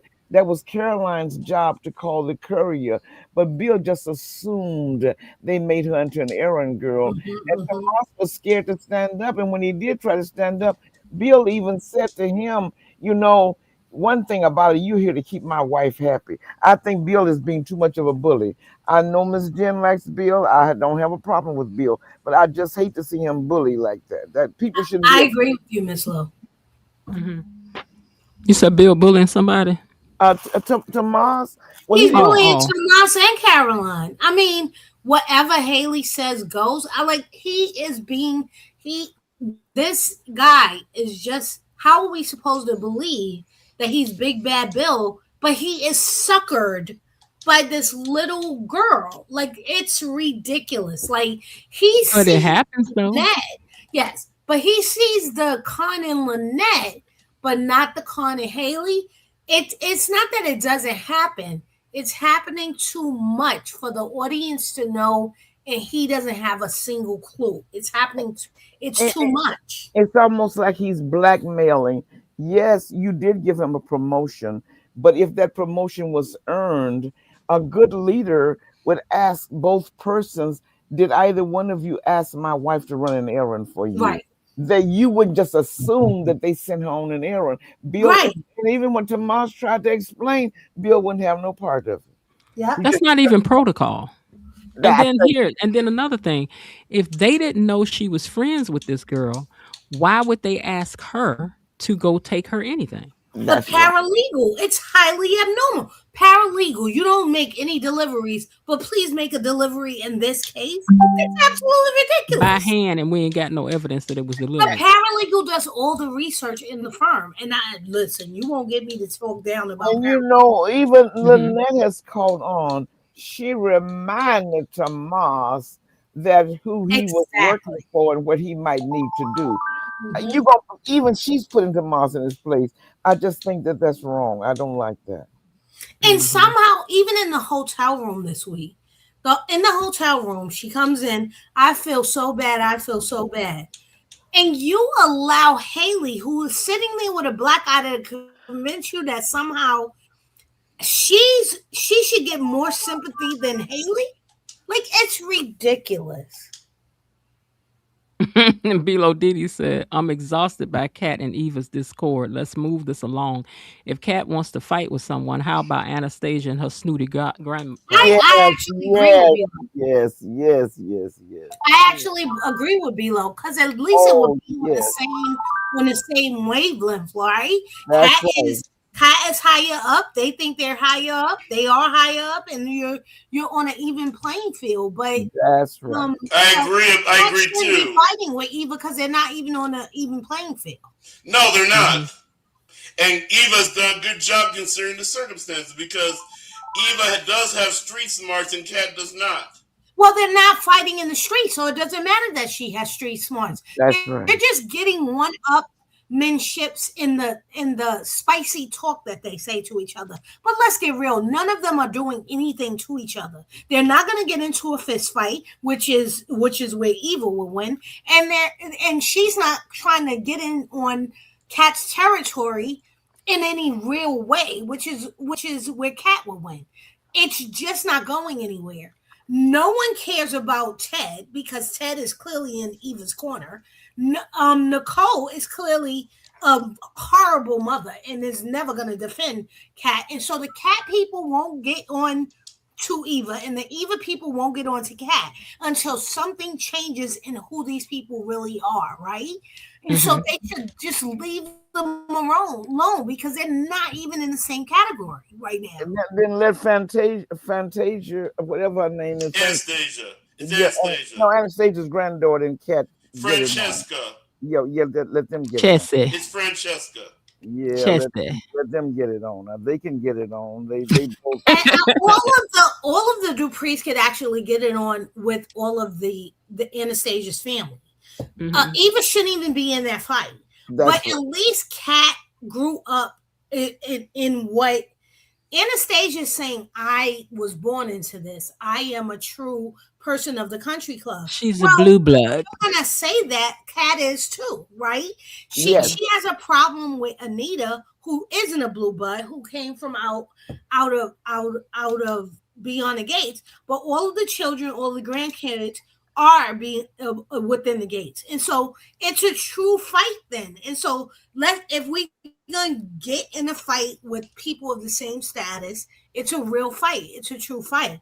But you can't fight really with Eva, who has no idea about the country club. And I think Leslie proved that she's not a part of the country club this week, when she sat down at the table and vulgarly got in Anita's face, which was actually absolutely disgusting. I didn't see a single person be positive about that engagement, because they just inserted her into the Anita storyline unnecessarily. I don't even like it, and I think Les is one of the most irritating characters. Because they said, let's insert her anywhere that we can, even though it has nothing to.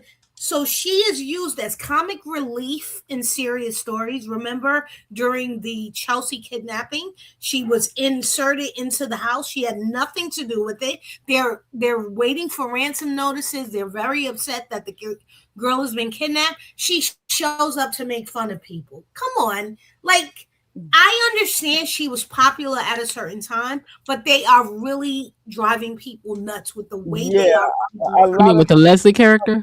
Yes, turning on Leslie now. Number one, I really believe the reason a lot of the people online are upset with her, some people had this illusion, I believe, with money would come manners and class. Right. And it didn't. And what they don't really understand is that you give a person who is not well mannered money, you're just going to make them a rich ghetto person. You don't grow to, you have to be groomed to have perfect manners. Now, there are people that were born in the ghettos, I don't believe, would walk up to someone's table and pull out a chair. Most people would have enough manners to wait to be invited. And if they ask you, may I join you? And the couple said, well, this is kind of our private time, they would go on their way. But what really aggravated me so much about her, not only did she go up and stand, they didn't invite her to sit.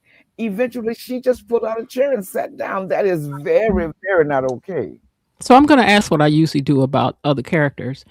Is there a way to turn Leslie's character, in your opinion?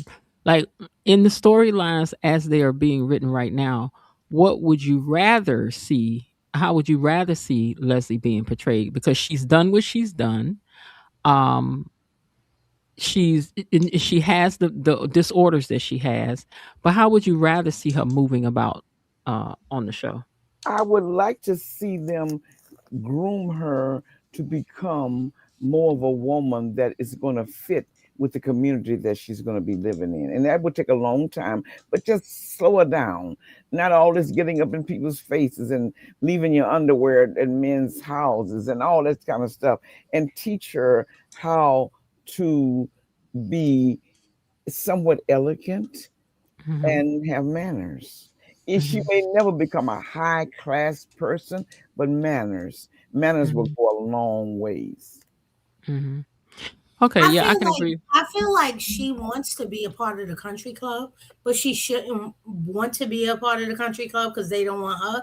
I think at some point she should say, you know what, you don't want me and I don't want you, so let me be a part of the community and be the rich patron in that community, right? So I think if she really was the type of person who said, you know what, I really do want to do this clinic because I remember how I was and whatever. Right.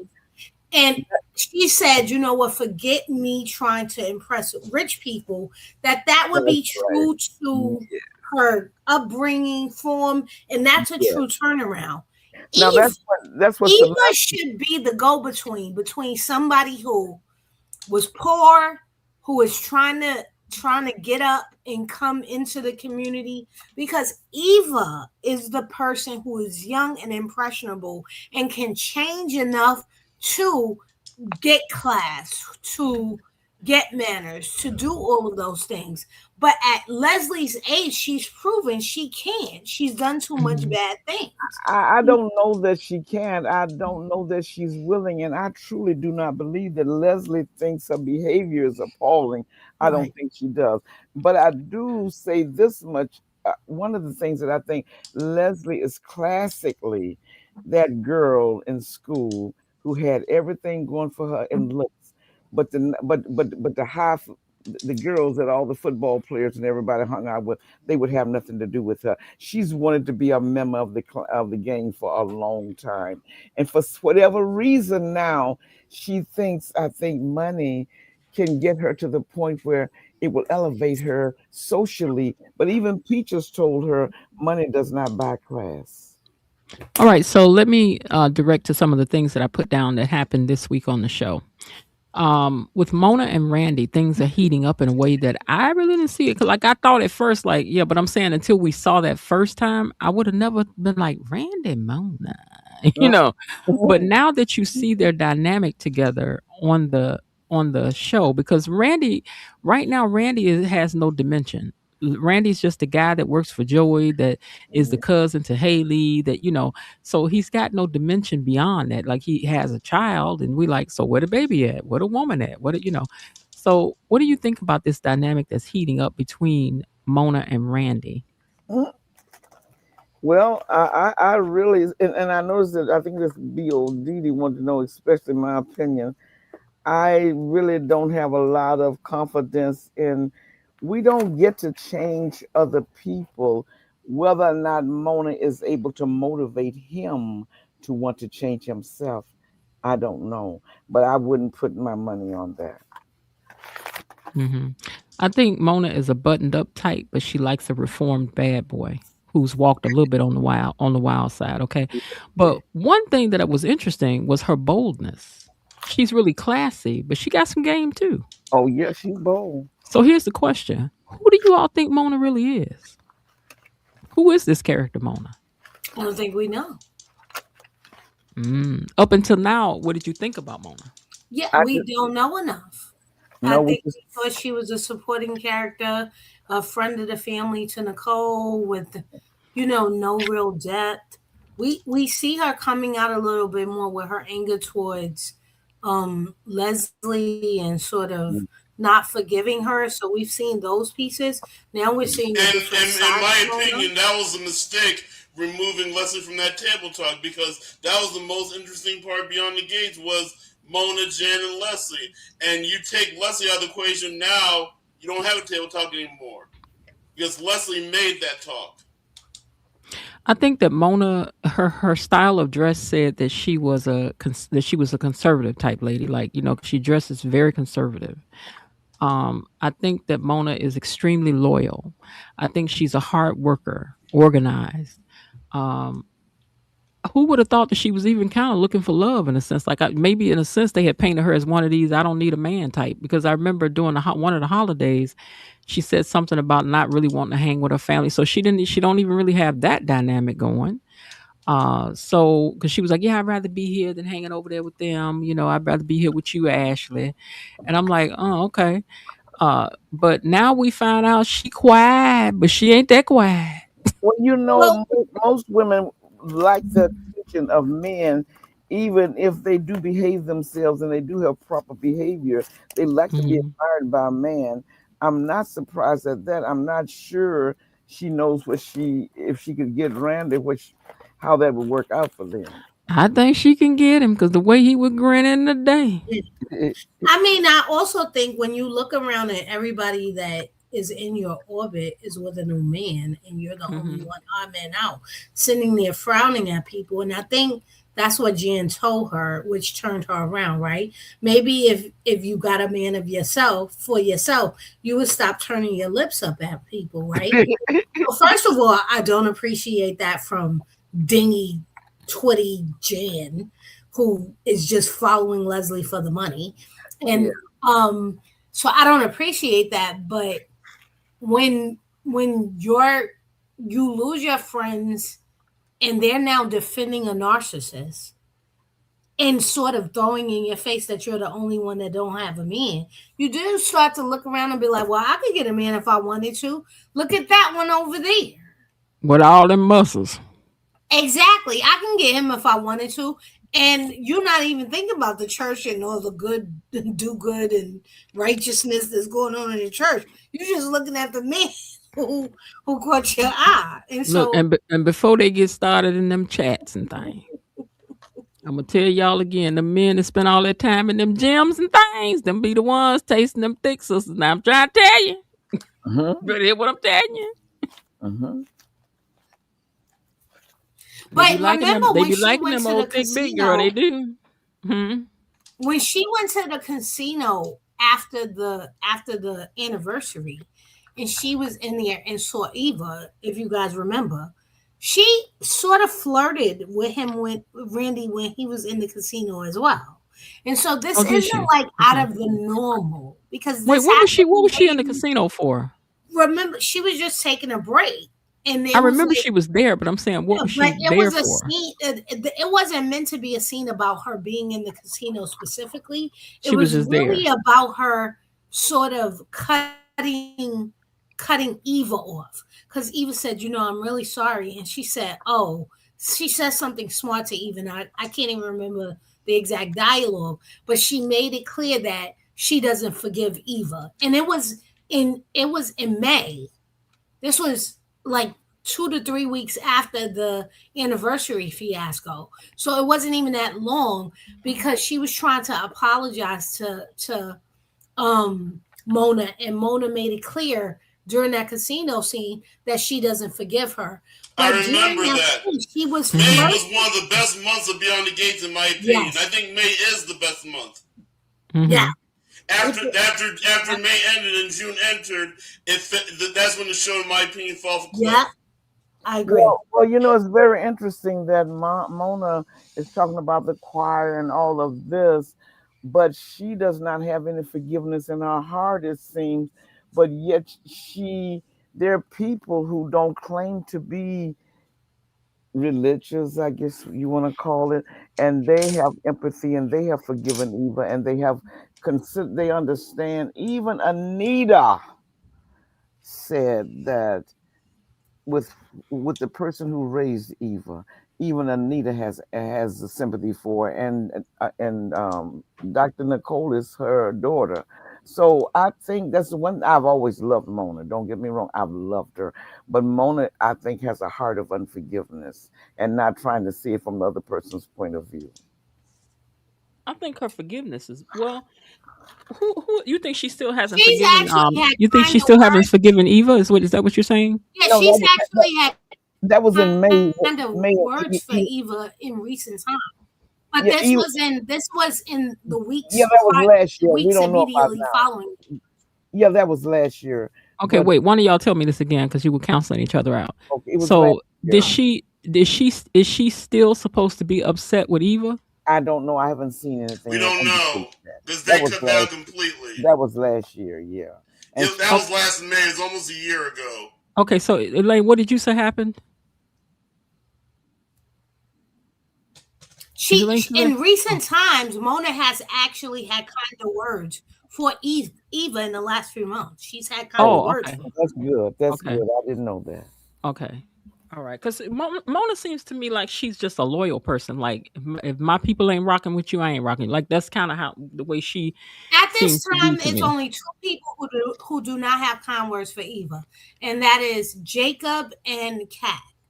Those Jacob? are the two. Yeah, Jacob, because does Jacob, the not speaker, have doesn't nice offer words her. Yeah. about- He's warned his brother. He's going. You gotta watch her. You can't trust her. And so there's only two people who are like, "Yo, she's still the devil reincarnated," and Jacob is because he investigated the case and saw all of the evidence that showed that or all that Leslie did, and he believes Kat when she says, and she helped her mother. And so I think unlike everybody else on this channel, I just don't hold that against Kat. I don't think everybody should forgive everybody all at once. I think the conversation between Danny and Kat was true. Danny said, I don't have a problem with anybody else being kind to Haley, but it's always up for me and Haley. That's what Danny said. And I think Kat feels the same way. And so I'm not saying that I enjoy the engagement between them, because I don't at this point. I'm tired of the arguments as well. But I stand with Kat being the only person on screen who still is up for Eva and don't forgive her. Because Kat is the only person that saw her for what she is and is as hard as she is. Everybody else on screen can do whatever they want. Just like Naomi is going in and being nice to Haley now, even though all that Haley did to her, even though we know Haley's lying, Naomi is still being nice to her and kind in some ways. Ashley's being nice to her. That's because she thought it was a real mugger. Nan was being fooled by Haley. It's being fooled, but I'm saying that to the extent that people can have forgiveness and show forgiveness, I'm fine with everybody else sort of being these suckers, because Naomi's a sucker. Naomi allows Haley to say so many bad things about her mother and never says anything. Naomi allows Ashley to say bad things about her. That's what I was going to say, because anytime Ashley was going after your mother's husband, and you're going to say to her, "Now, don't hurt my mom. I don't want to see the same thing happens to her that happened with Haley." Instead of, how can you even sit here and take some girl out that you know she's after your mother's husband? And she just is so kind to Ashley. That's just her best friend. So we see Naomi as she is just betraying her mother. She didn't tell her mother everything that was going on. It's just ridiculous, right? I'm fine with one person on screen being unkind to one person on screen because they know something is different about that person, right? So, for example, Bill, you listen, I'm buying into Bill's redemption scheme, even as I'm like, Bill, you're being too dumb. But you know who's not buying into Bill's redemption scheme? Vernon. I think Vernon will always have smoke for Bill. I don't understand why, because Vernon always still uses him. You know, I don't get it. Like, he's okay uses him because he wants to use him, and you used us. But you've used us, and so he's gonna use you. Because but he's not using them now. They're just using Bill. Bill hasn't used them that I can think of. They're still using Bill. For 20 years. Bill used them. Yeah, but I'm talking about now. See, if we're gonna wipe out the past, let's wipe out the past. But here in real time, you want to keep treating me like, come over here, now go back over there. Come over here, no, go back over there. And it's all based upon what you need, what you get, how it benefits you. I don't really think that's right. I disagree with that. What about what Bill is doing? Bill wants to both have it be, I'm comfortable with you and I want to be in your shadow, but that's what Vernon wants. Like your son. But that's what Vernon wants. They're good and they're kind and they get out with him. They're good and they kind and they get down with him when they need him. And the minute they get through using him, they're done. The minute they get through using him, it's go back over there. No, he's not their lawyer. He is. Because he knows all their secrets. He's their fixer. He was their lawyer. They got other lawyers. But he still is. He's still getting paid by them. And he said, what I want along with that is some respect. I would think that if somebody did my daughter dirty, I would. Yeah, but you also got to remember they pulled him back into the fold too. They pulled him back into the fold. They was being nice to Bill. That was only during the kidnapping. That's not the same thing. The fact that you're in our house during the kidnapping of our grandchild and we're trying to get her back. His child, our grandchild. So we have a shared interest in this. It's different than you coming to me and going, I need fatherly advice. I'm not your father. Don't treat me like that. You're not our friend. I can compartmentalize those two things because Bill is also this person that destroyed Danny. And Vernon is always Danny's fault.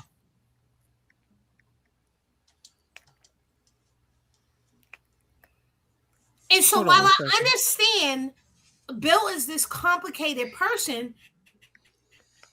I think Vernon will always have it out for him, and maybe even Anita. I think Vernon is more hurt. Anita is more angry.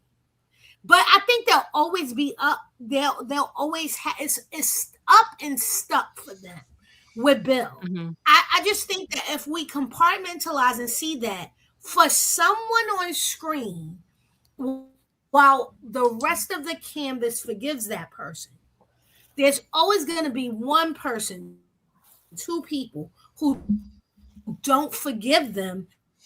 That's how you create tension and antagonism screen. Well, I mean, I agree with that, but I'm just saying in real life, if I'm through with you, I should be done with you. That means your services, that mean all of that. And if you're going to keep the secrets, keep the secrets. But I can't keep running back to you, That's right. rubbing up next to you just because I need something from you this week. That ain't how that should go. Because you're playing with that man's affections in the sense that you know how Bill feels about you. And you are using that to get what you want from him because you keep dangling that carrot in front of him like, maybe I'll take you back as my son. And then Bill the minute is not something's doing done, that to he's like, Danny. go back over there. Go back over there. But isn't Bill doing that to Danny? Danny doing that to herself.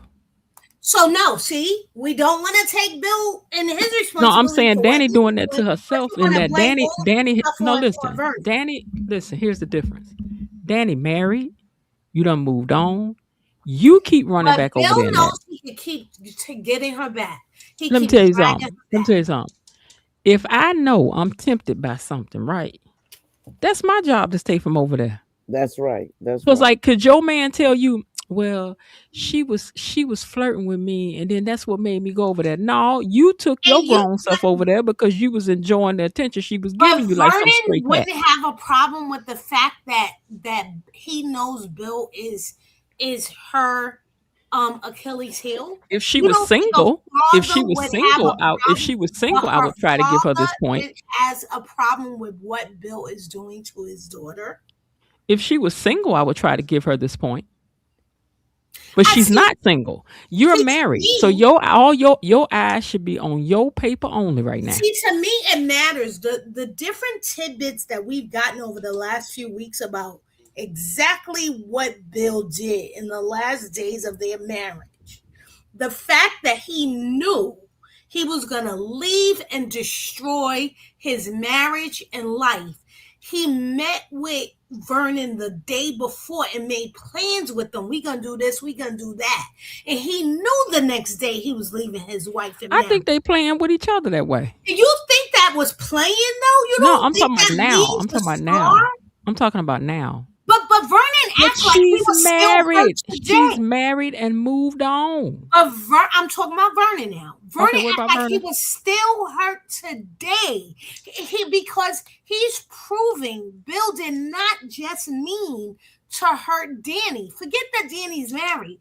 Bill, a year ago, Bill treated Danny so poorly. So badly. He did. The things he said to him as he did this. Let me ask you a question. Pause it for a second. Let me ask you a question. Yeah. Sorry. What if, let's talk on a what if. What if Danny had taken Bill back after all he had did? Like he done married this girl. What if Bill got up one morning and said, I want to leave her. Danny, I want to be with you again. And they get back together and they happy and they in love. Would Vernon have to forgive it and move on? Wouldn't he have to let it go? He would. I don't think he would. But he would have to. No, I don't think he would. No, you would have to move on. I don't think he would. But you would have to move on. I don't think he would. And that's where we are. You said you think he would have to, but I don't think he would. Yeah, you got to. Once people have chosen each other, child, you got to move on. So, and that's the difference between me and you. I think if I say it's up and it's stuck, it's up and it's stuck. But you have to move on. And here's what I mean in this sense. You can't do that. He can't come in here. Like, let me throw this in here and give you what I mean. I'm so sick of them doggone Braxtons with that situation with their daddy and that woman he married 9,000 years ago. She can't come to the weddings. That's your daddy's wife. And how do you tell somebody leave their wife at home? Because you messed up with my mom. Girl, this ship sailed 9,097 years ago. They do though. She came to one thing. I think she came to Tracy. Was it Tracy's thing? Who was that thing she came to and they cut up like a food? But we're saying the same thing. I'm saying he doesn't. I'm saying once these people choose each other, you just got to move on. You got to be like, okay, well, y'all back together. Okay, hold on a second. To move on, hey, Bar, welcome to the stage. No, I'm saying you have to be like, okay, she over there. Okay. Like you have to go from no, you ain't gonna do my daughter like that. You could okay, you back with him. Okay. All right then. I don't think people have to do that. Welcome to the cookout. Hello. Hey Var, he gonna be at the cookouts, he gonna be at the family get-togethers, he gonna be at all the stuff because if they got back together again, Vernon would have to let it go. Now I ain't saying he may not forgive, but he got to let it go. And I disagree. I don't think he has to let it go. He gonna have to, in the sense that they're gonna have to exist. Bill gonna be in that house. Bill gonna be a part of stuff. Bill gonna be his stuff. Bill still not gonna be kind to him. They're not gonna be the same. And that I think that's what I'm saying. But I think in the end, Vernon gonna be done did the same thing. I don't think they're gonna be kind to him. I think in the end, Vernon gonna be done did the same thing. He has that same spirit of unforgiveness. I was telling E Daddy. Now, all of the things that she has done, and I love Danny. I think she's beautiful. I love the way she wears her clothes, the way they dress up. But I see something that I don't like. Andre's parents are dead. Nicole and Ted were his surrogate parents for years. And on Thanksgiving, he would not allow, during the holidays, Danny did not want Andre to visit his dad. I don't like that because Ted is the only father figure that he has. He has no siblings. He has no cousins except for the Duprees. And you did that to take him away. But yet, Nicole is out frolicking around, doing whatever she wants to do. If anyone says anything against Nicole, you are ready to fight. You're ready to fight on Nicole's behalf, but yet you want Ted to be punished for the rest of his life.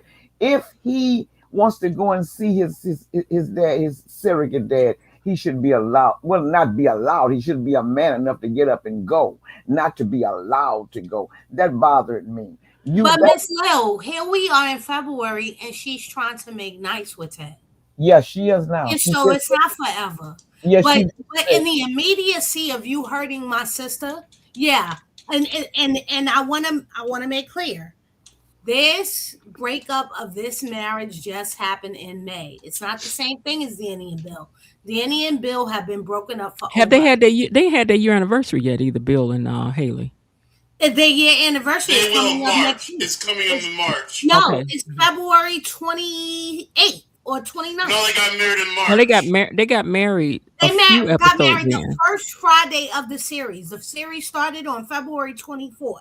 And no, they got married until the Monday after. So they didn't get married until March. Oh yeah, because the Friday was the gun, and then they the pow. Monday, yeah. Sorry, the pow. But it was the same. It was supposed to be the same day, even though it took place a day later for us. But it was the same day, so it's around the same time. But at that time, we have to remember, Nicole and Ted were still together. Nicole and Ted didn't break up until May. If it turns out that Vernon has cheated, does that mean that Vernon I said, if it turns out that Vernon has cheated years ago in the 60s of early 60s, I'm late not 60s. engaging. Okay, no, I'm asking a question. If it turns out that Vernon had cheated on Anita back in the day, does that mean that Vernon need to take his his foot off Bill's neck? It's just a question. It's just a question. But it's a ridiculous question. But Elaine, when it happened, girl, I want you to be all right. I want you to get your high shocker medicine. On the screen right now. Can we discuss things that are actually? I want you to get your high shocker medicine. But you know what? Okay, wait, hold on. Here's what I was trying to discuss. I was trying to discuss what would it take to say that Vernon needs to let it go. So I said, I'm saying he doesn't need to let it go now because Bill hurt his daughter very recently and continues to do so to this day. Well, I think that Bill did more than just hurt Danny. I think he destroyed her spirit. Like I really do. Yeah, I think so. But He but destroyed at her the same spirit. time, like He hurt Naomi. Danny He is going hurt. back saying I He shouldn't hurt have did Vernon, that. and he hurt his wife. This is Yeah. not the same thing as Ted either, right? Ted had a betrayal years ago. I think it's easier to forgive Ted, or I think that Bill because Ted didn't hurt dismantled Vernon. Danny. I think that Bill dismantled Danny. He knew what the way he talks about it is like, yeah, she gave me everything I wanted, and every time she gave me everything I wanted, I have more and more disrespect for her. Like, That's what the actual heck? This yeah. is somebody who went after her psyche, who went after her own emotions, the way she was set up, her self-esteem. He went after her for 20 years and broke her down. This is not the same thing. Well, Dennis said that Bill put Danny on a pedestal to keep her from shining. So he went in, she had all this going on. So I guess he wouldn't have to compete with the world. He could make her come home because she wasn't pregnant, I don't think, when she came home. No. She came home before she got pregnant. Now the one He thing convinced her that he love bombed her. That's what he love. You know how people go, I'm so in love with you, and if you love me, you would do these things. Yes, They just overwhelm you with their love, and you have never felt this much love. And you look around and you go, "This is what it is to be in love." And you think that it's to make it work, you have to do everything that person who is love bombing you says. This is absolutely psychological warfare. Yeah. It's not can the get with same that. thing as Ted and Nicole. I can get with that. Hold on one second, you guys. Pause for a second for me, please. We just like to take a minute out to thank our sponsors for tonight's panel, which is all the way lit. Put some fire emojis up for them.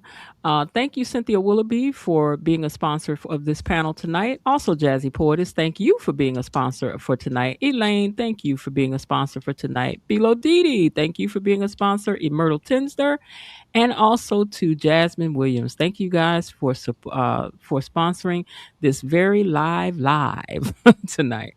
All right, you guys, go ahead. I just want to respond to something that Elaine said. I understand and I hear what you're saying. Nicole is Danny's sister. So Danny's anger toward Ted could be valid. So we're not talking about that. I have no problem with what you're saying there. But where my issue came in, you do not deny him from seeing his surrogate father. And he should have been a man enough, had enough testosterone to go and see his dad.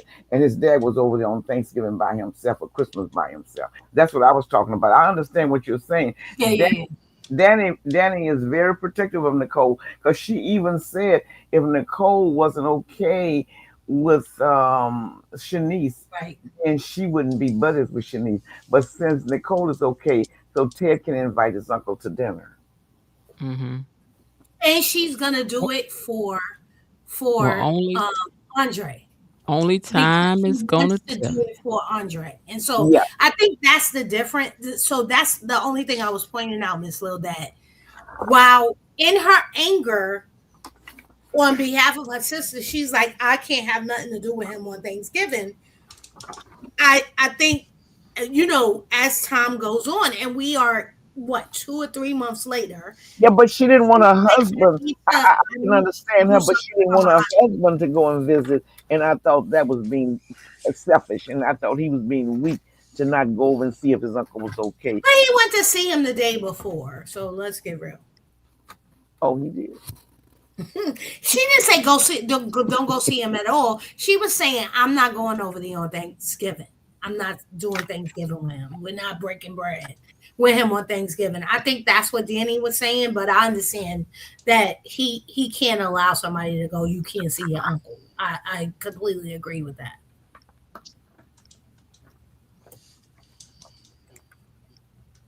Okay. What about Leslie's breakdown? What do you think this is going? The one that she had. What did you think about that scene with her in the mirror and breaking that glass and everything? I think it's going to induce anger, and she's going to portray anger. And as you said earlier, Miss Jen, someone is going to pay. because Mhm. Leslie is truly not hinged together. And as I said before, she has the classic behavior of a child who has been rejected. Now, a lot of women would just fight head and teeth to have her looks. But she had the looks in high school, but I guarantee you the so-called highfalutin girls didn't have anything to do with her. And she's always been on the outside. I'm prettier than you. I'm built better than you, but yet I have to stand on the outside. And when she couldn't even find a man to sleep with her on Valentine's, I think that was too much. Mm. Mm. But she deserved it because when you're selfish and when you're Scrooge, then nobody wants to be around you. Mm-hmm. Well, that's true. Okay. But now this thing with her in the mirror, right? Do you think that's about her feeling like she's aging out? And that's what's bothering her? Like, I used to be that beautiful. Because for her to go home and strip down the way that she did and look in that mirror the way that she did, it was a very powerful scene. It might be, and she couldn't even get a man to sleep to be interested in sleeping with her. That's a low blow. No. I think we're seeing it in a different way than what they were portraying. Because we've seen her look in the mirror before. I think the difference is Not like this. No, we saw her look in the mirror and put on a wig and sort of go, "This is who I will be next." And what we saw is her look in the mirror in her true self. Her true self, and right? be angry. Mm-hmm. See, and that's why I wrote this. Now, I wrote this down earlier. Behind that, what you're saying, you guys have said some things about Leslie, but who is Leslie really? You guys, who is Leslie really to you? Like, who is Leslie really? Sad, lonely, crazy. They've shown us glimpses, but they've really destroyed her, in my opinion, because they've made her into a clown. So I don't. So when she went back to the room and did this, I don't even care because she has been made to be such a clownish person who bothers people who have nothing to do with. She's picking on little Laura that she knows she tormented and going boo. I don't care that she's staring in the mirror crying, and that is bad.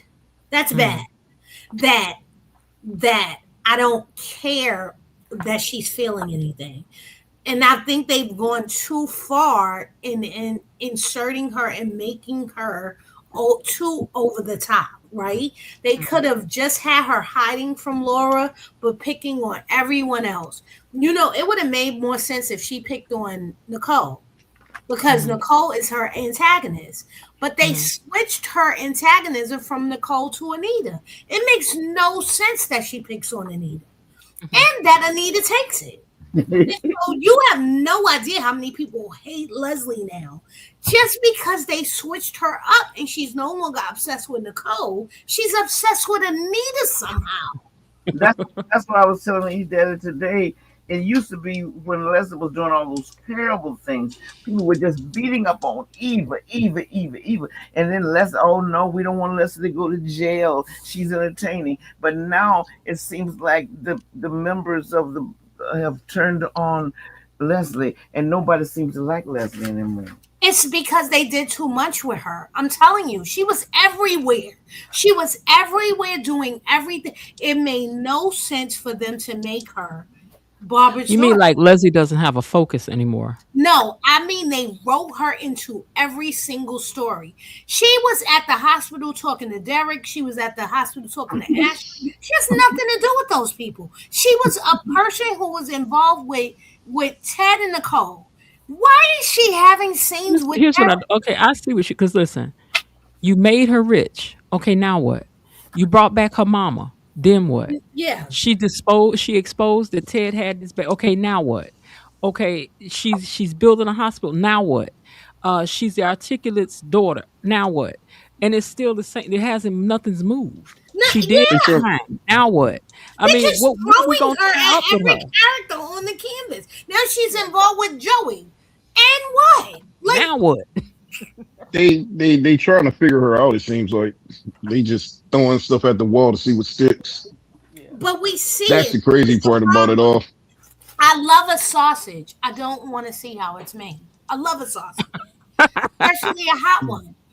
Please don't. I think they know. I do not. I think they know. Encase all of those parts of of a pig and a beef and a cow into the plastic casing of a sausage. I don't want to see it. Just give me the sausage out the box and I'll put it in a pan and fry it up. But I don't I have a friend that did that, and he actually said that he was like, "You don't ever want to see how a hot dog or a Polish or any of that is made." He's like, "You don't ever want to see it." It really is. What were you I think saying, they know that the fans. I think they know that the fans like her, and they just really trying to figure out like where they want to put her at. Well, they better hurry up and figure it out. And they can't find a storyline that's really going to really stick with her. And I agree with all that. It's like, what is her beef with Anita? Even she was focused on Anita even before she found out about the whole Articulate situation. And none of that made sense at all. And her focus was supposed to be on Nicole, but it's really turned from Nicole. It seems like she could care less about Nicole right now. Right. About Nicole, yeah. I know her in a conversation every now and then. Yeah, she could care less about what Nicole's doing. She's not worried about her at all. Yeah, Shanice now too. I want them to find her focus. Like you put her with Malone, then what? You had her talking to Haley. Now what? What we gonna do with her? They have good placement for her. It's weird because they can really be her daughter. Can we do something? Lord no. They really got good placement for her, but they not sticking with anything with her, and it doesn't make sense. She could be that villain that's working with Joey to do X, Y, and Z. She could be that particular character. But they choosing not to leave her focused on one thing. She's spread all out over the show. Right. I guess they feel as though she's such a main catch that they want her in everything. Maybe they not getting the feedback or whatnot. Involved with Derek. Why? This makes no it doesn't make sense. Everybody. She is in a storyline with Derek. Derek is halfway off the canvas, halfway on. We barely can tolerate him with Ashley. So you put him with Leslie? What happened? Leslie with Mona. Leslie has had storylines with Mona. She's had storylines with Vanessa.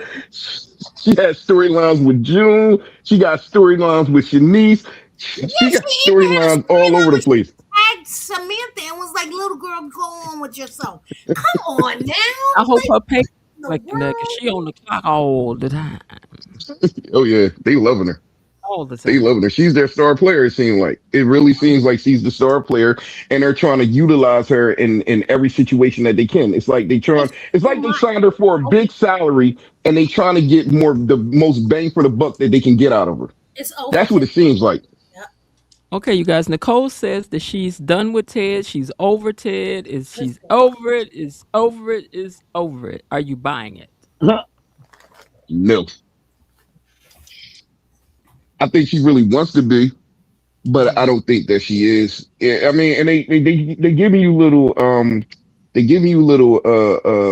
what is it called? I forget what it's called, but they give you little tidbits to show you that she's not breadcrumbs. They give you little breadcrumbs to kind of show you that, even down to the fact that she said, the boy, what's the black dude that she dated? No, what's his name?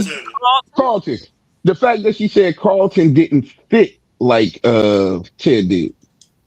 Like, the fact that she's comparing them and saying that although their situation was good, it's not like how it was with her and Ted.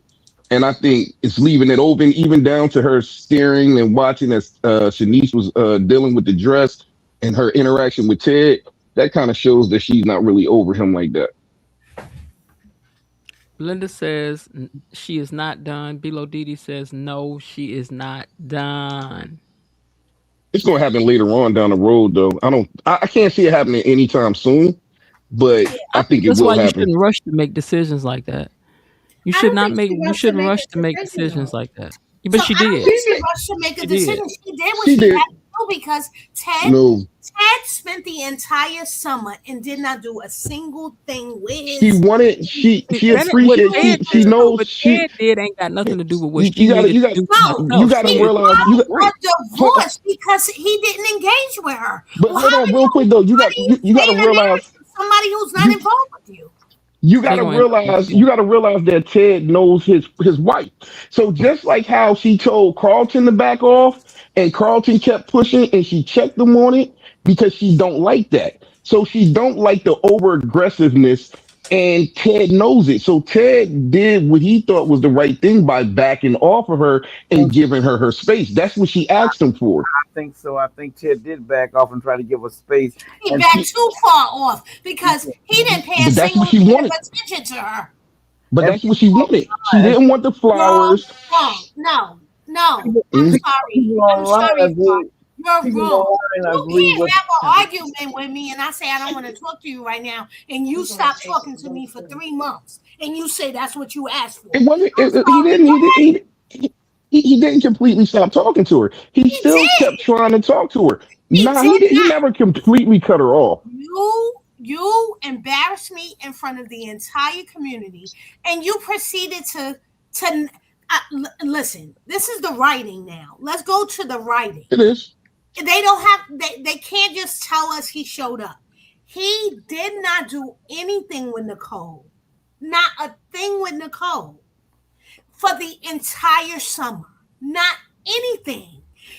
When she was gonna meet him at Orphe Jeans, they met there. They were supposed to meet there for the first time.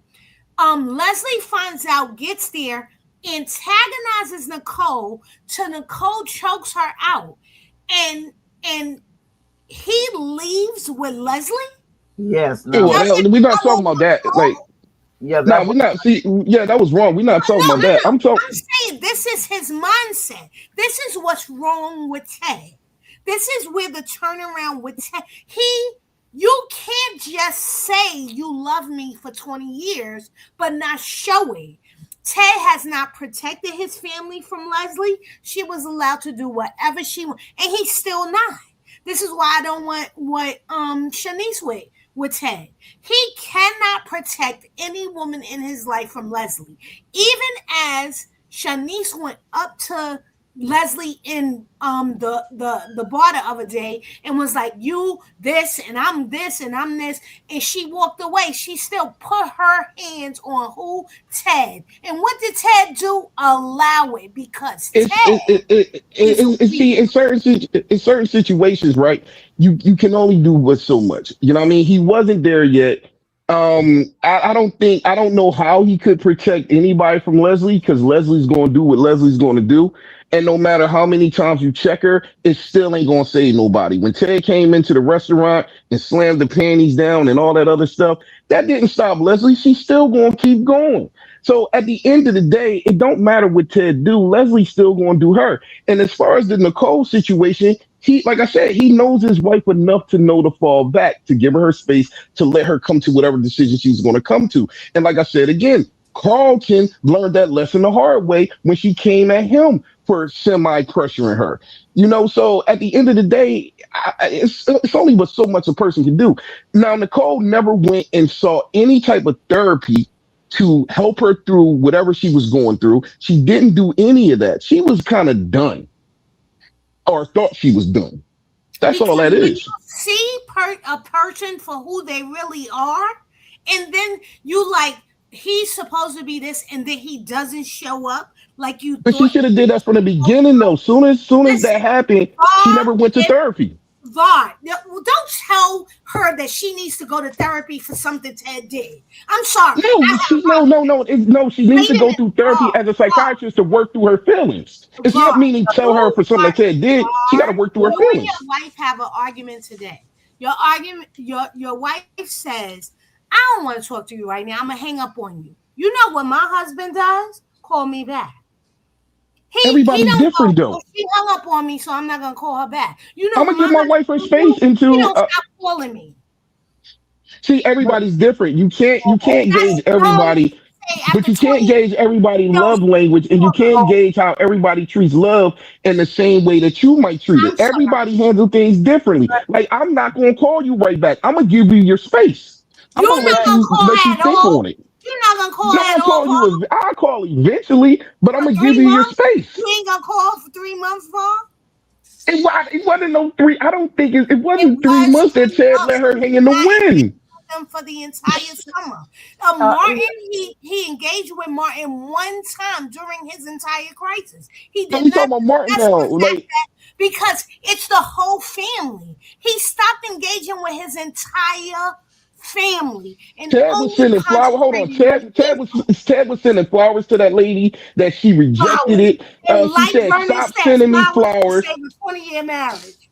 You send But flowers to save a words can't 20-year save a marriage. 20-year marriage. Only time and working it through can save a 20-year marriage. Words can't say that. She got to come to the realization that she wants the marriage. Words will not change that. Ted can say, "I love you so much" every day. It's not going to change anything. She has to change within herself. Elaine, That's the part that I think is missing. Ted don't gotta Elaine, Yes, she change. has to decide whether She has to to forgive him or Ted not. has to No, she change. has to decide Ted whether is she loves going him back enough to the to forgive wrong. him for his deeds. She has Elaine, to change that. Ted can't change that within her. She has to come to the realization that she really loves this dude. That's Okay, Elaine, I'm all it turning down is. the flow I tonight. think, I'm I, I turning think, down the I flow tonight. think that Nicole could have used therapy. Now, I agree with you on the fact that you're not going to have the therapy to fix your marriage. But as a person walking through, looking at herself, examining herself, helping her to set goals, where do I want to go from here? Because Hmm. in my opinion, I truly believe what she's doing now is a lot of 19-year-old acting out. And you Lashing out. a lot of trouble acting out. Number one, it's not morally correct for a woman your age, for any woman that carries herself with decency. Secondly, to be bragging about how you having two men hanging on and thinking about adding the third one. That's something a 19-year-old would do. So no, you don't go to the marriage for marriage counseling to fix the marriage if you don't want the marriage. But the therapy would help you to understand you and what you need to do. I found out the best way to ever be free is to look at me and find out what I am doing wrong and correct that. Then, if you want to go with the relationship and he wants to come to the therapy, fine. But she definitely could have used some therapy. But not to get back with Ted, but Ted No, no, didn't No, even no, for do herself. anything. So no, for my problem, herself, I for For think, herself. Var, my problem is herself, you No, that's why I said she needed the for no, therapy herself. to help her work through her emotions and her feelings. It's not but the fact Ted that didn't need to do anything to work through his. no, Ted already knows what he did. But Listen, he Ted didn't is do not. anything to Listen, fix it. Ted is not the one that was in distress. Nicole is. Ted is the one Nicole, that broke it. yes, but Nicole. So Nicole, Ted broke it. Now Nicole needs to go to a therapist to help her fix herself. That's why her and Okay, Danny I'm was going done. through that throwing. That's why her and Danny was going through that therapy, that throwing routine. That's a form of therapy. When they was breaking stuff, that was trying to help her get through her emotions. But she needed more than that, I believe. She needs a therapist to sit down to let her know, listen, it's not you, it's him. What It's did all different Ted? types of stuff No, you need to work through. Var. What did Ted need to do anything other than send flowers every now and then? Did he need to I do don't think anything? I don't think Ted didn't need to do any type of therapy because what he did was No, 20 I'm something not years talking ago about and he hasn't therapy. done it What did since. he need to do to fix his marriage? It's Could nothing he he could do have did to fix his marriage. anything to fix his marriage after it happened? No, Because I it's didn't nothing. see him do a thing. I don't believe it's anything he could have did. I think it's up to Nicole to forgive him or not. And I think it's up to No, Nicole to decide. what Okay. could he have done? Did you see him do anything, Var? Did you see him do anything to fix his marriage after the I don't think anniversary? he could have did anything. He couldn't No, have I'm did not saying anything. what It's up to could he have her. done. Did you see him do anything? But he was trying to talk to her. He sent her flowers. He had multiple conversations with her. He was trying to get back with her. He did all of those things. It just didn't work. So at a certain point, he did fall back because she wanted him to fall back. But he was sending multiple flowers. He sent a nice card to her, handwritten card, letting A her know nice how he felt card. Oh about her. my God. I mean, that's what I said. What can he really do? He can't do Why? anything. You sound like I feel like Vernon. The card and flowers to save a See, 20 that's year. why I said there's nothing that he could do. What do you think he could have done to get Well, her back? because those weren't it. What, Oh, come on. think about it. What could Chad really have done to get Nicole back. There's And my nothing he could point have is did. not that he could have done anything. My point is he didn't even try to do anything. He did. He tried in his own way. Real. He sent the note. He I'm sent the card. sorry. He was calling her. She said, "Stop sending these flowers to me. I'm giving them to the people at the hospital. Stop wasting your money on me. Stop doing this. Stop dealing with me. I need my space." What is he supposed? What can he do? She sure Beat did. her over the head until she decided to forgive him again? I just want to point out that the flowers thing happened in August. The anniversary thing happened in May. Again, I continue to say this. We went the entire summer, and some of this is not Ted and Nicole's fault. This is the problem with the writing. Why I hate Ted. It is. They chose not to have him engage with his family other than in antagonistic ways from June to August. I totally agree. I agree with that. There's no denying that at all. Yeah, I'm not debating that at all. I agree with that wholeheartedly. I was even speaking about it at the time. I would always call Ted weak. You know what I mean? I would always say that. But at the end of the day, with the whole Nicole thing, like I said, the therapy would have helped her. Ted don't need to go to therapy. The sins that he did happened 20 something years ago, and he's a changed man. If he was continuing to cheat on Nicole, if he was disrespecting Nicole and doing things that Bill was doing, absolutely he should be in therapy to say, why can't you stop cheating on your woman? Why can't you do this? In his marriage with Nicole, that's what he Say that again. He was faking it in his marriage with Nicole. Why do you think it was fake? Hold up. Let me ask you this. Why do you believe that it was fake? Because Ted turned into a completely different person after he felt like the marriage was over. The fact that he treated Nicole like crap. He love bombed Nicole and was all about Nicole from February until the end of April, and then forgot about her for 2 months because he had another project, which was Eva. And so then he didn't engage with them at all. Then he said, I sent you flowers and stuff. And she said, I don't want flowers. And then he didn't have anything to do with his children as we So the time thing is wrong. He sent the flowers first. He was sending all them flowers directly after they broke up. He did not. He did. I agree to disagree with that one. August. Look at the storyline. Yeah, I agree to disagree with that. In August, because 2 days after the anniversary, he showed up with Eva at their country club, and that's when they saw them at brunch. And he said, "This is my daughter, and you'll just have to deal with it." In Nicole's face, with her sister and everybody, and she had to deal with it. He didn't send her flowers after that. He sent her flowers in August. I thought he sent flowers before that, so I can't really comment too much on it. Heard that he sent flowers when we saw the flowers he sent in August. Then Martin was going through something. He showed up in the meeting with all the guys, took Martin away. We ain't seen him since. We ain't seen him. Martin done separated from his husband. He ain't never have a conversation with Martin. We ain't see them until Thanksgiving. He ain't engaged with Martin until Thanksgiving. And so, again, some of this is the writing, and it's the showing us stuff, and we're supposed to assume things are happening offline. But when you when you show us he cheated, and all you see is scenes of him trying to make it work with Eva, but not making it work with his family that he claims to have had for 20 years. You know what we believe? You don't really want your family who you had for 20 years. I think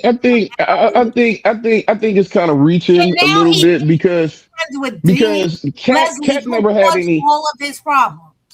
Cat never had any beef with him saying he abandoned her or anything like that.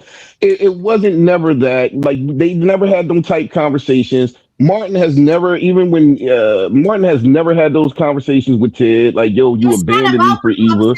So I don't think I can't say that he abandoned his kids for Eva. I think he was spending time with Eva, you know what I mean? Because he's trying to get to know his daughter. As he should Yeah, have. as he should have. Like there was nothing wrong with that. But I don't think he abandoned Cat or Martin, and none of them have ever said that to him. And please believe, if Cat thought that he really abandoned her during that time period, she would have brought it up. It's not about abandonment, but he's choosing.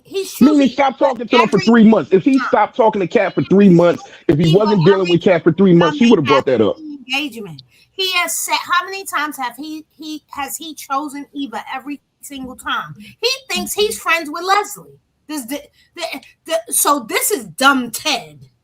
He thinks he's friends with Leslie. This person who blackmailed you, who tried to get Nicole on a roof, you didn't even know what she was gonna do. You get no argument from me out of that. Whole family who tried to unalive Laura 2 times, and so and you think you could be friends with her, and everybody. Okay, like we all know. So hold on. So question, Elaine. If you had asked somebody to leave you alone, just leave me alone and let me think, let me be, let me exist, let me sort it out, would you really want them still trying to reach out to you? Within 3 months, yes. He was reaching. What if your answer hasn't changed in 3? Just leave me alone. So that was the whole thing. That's not reality based. But I'm asking you, if you had put out somebody and you said leave me alone, I'm going to say, you really want them to reach out to you? I will hang up on my husband and say, I don't want to speak to you right now. He's not going to speak to me right now, but in an hour he ain't going to call me. He's not going to go 3 months ago he didn't want to speak to me. But I'm saying, what if you're still saying the same thing a month from now? You hang up again and you said, "Stop calling me." I told you I'll talk to you. She did not say that. That did not happen because she agreed to meet him at Orphy Jeans, and when she met him, who was she met with? Leslie. And what did he do? Defend Leslie and leave with her. He didn't really defend. He didn't really defend Leslie. He was telling Nicole He said, "What did you do? I can't believe." No, when he saw her choking her. That's out of her character. So it's like, yo, what are you doing? Like that's not her. That's not. Right. Go ahead. Y'all gaslighting me. Someone asked no. to give them space. I think you're putting what you feel and what you would do onto everybody else. And just like with your husband, you named your husband's situation. Just because your husband would continue to call you after you told him not to, don't mean that everybody's husband will do the same thing. And this is happening in some fairy tale world. In what fairy tale world do you have a fight with some woman who antagonized you? Your your current husband comes in and defends the other woman and leaves with her. At the time of that show, you all said that Ted was wrong. I can't believe he followed Leslie out. And now here we are in February, and you're like, "Oh my goodness, she was." No, he still was. Well, listen, he still was wrong. You know what I mean for that situation. But what I was saying is the simple fact. I don't think he was really defending Leslie. I think he was trying to protect his wife. No. Okay, so here's a question. Here's the thing. Elaine, I'm not really listening to what Var said at the moment when I was asking you a question. I'm asking you a question. Okay, just so I'm saying, I'm asking you a question. Definitely, I'm not on no gaslight. I'm just asking you a question for way of conversation and just what would your thoughts be on that? I'm not saying she's right or wrong, whatever, indifferent. I'm just asking you, if you told somebody stop talking to you, would you want the person to stop talking to you? Not, and that's what Nicole did. I'm saying, would you want somebody to stop? Because I'm thinking, if I told you not to, I think it would depend on how deep the wound went, right? If the wound is really deep and I said, leave me alone, after a leave 20-year me marriage, alone. you think leaving her alone for 3 months is okay, Ms. Jen? Really? I'm not talking about Nicole. Now I'm asking you. You think so leave me alone means leave me alone for 3 months and not try to get back in, not try to show you're sorry, not try to do anything? You think in an argument, leave me alone means leave me completely alone and don't engage with me at all? You think that's what that means in a relationship? In any relationship? In any relationship? And I don't think that's true. Is that a question? Var claims I'm saying, is that a question? His wife. I don't believe that he would just not try to do something to get her attention if she said, Okay, I don't I'm want saying, to are be you bothered. telling me what I think, or did you ask me a question?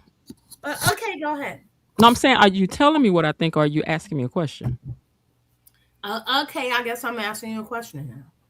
Okay, I'm asking, are you asking me a question, or were you just Because asking you me to were asking answer me the a question? question, but you were framing it in a way to say, well, if you said it, you must believe it. And that No, is, I asked you, is that what you would want? I didn't say, isn't that what you would want? I said, is and that, I'm do you think saying that's what you what would I want if you what said that to somebody?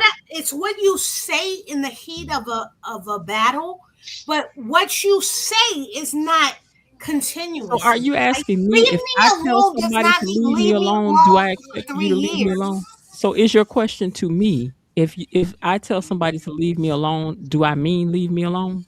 No, do you mean leave you alone forever or three I, months? What does okay. that mean? Okay, for me, if I tell you to leave me alone, it means leave me alone. And if you come back and you check in and you say, hey, can I talk? And I said, leave me alone, I mean it again. And how do we know And that then happened? and then when you finally get I don't know, let me think about it. See, now I may be changing up. But And sometimes what can be wasn't the happening, meeting at the diner to let me think about here's it? sometimes what can be happening is that a person needs you to leave them alone because you're coming in saying something right now may be affecting the way I'm moving. And what I'm trying to do is sit with myself.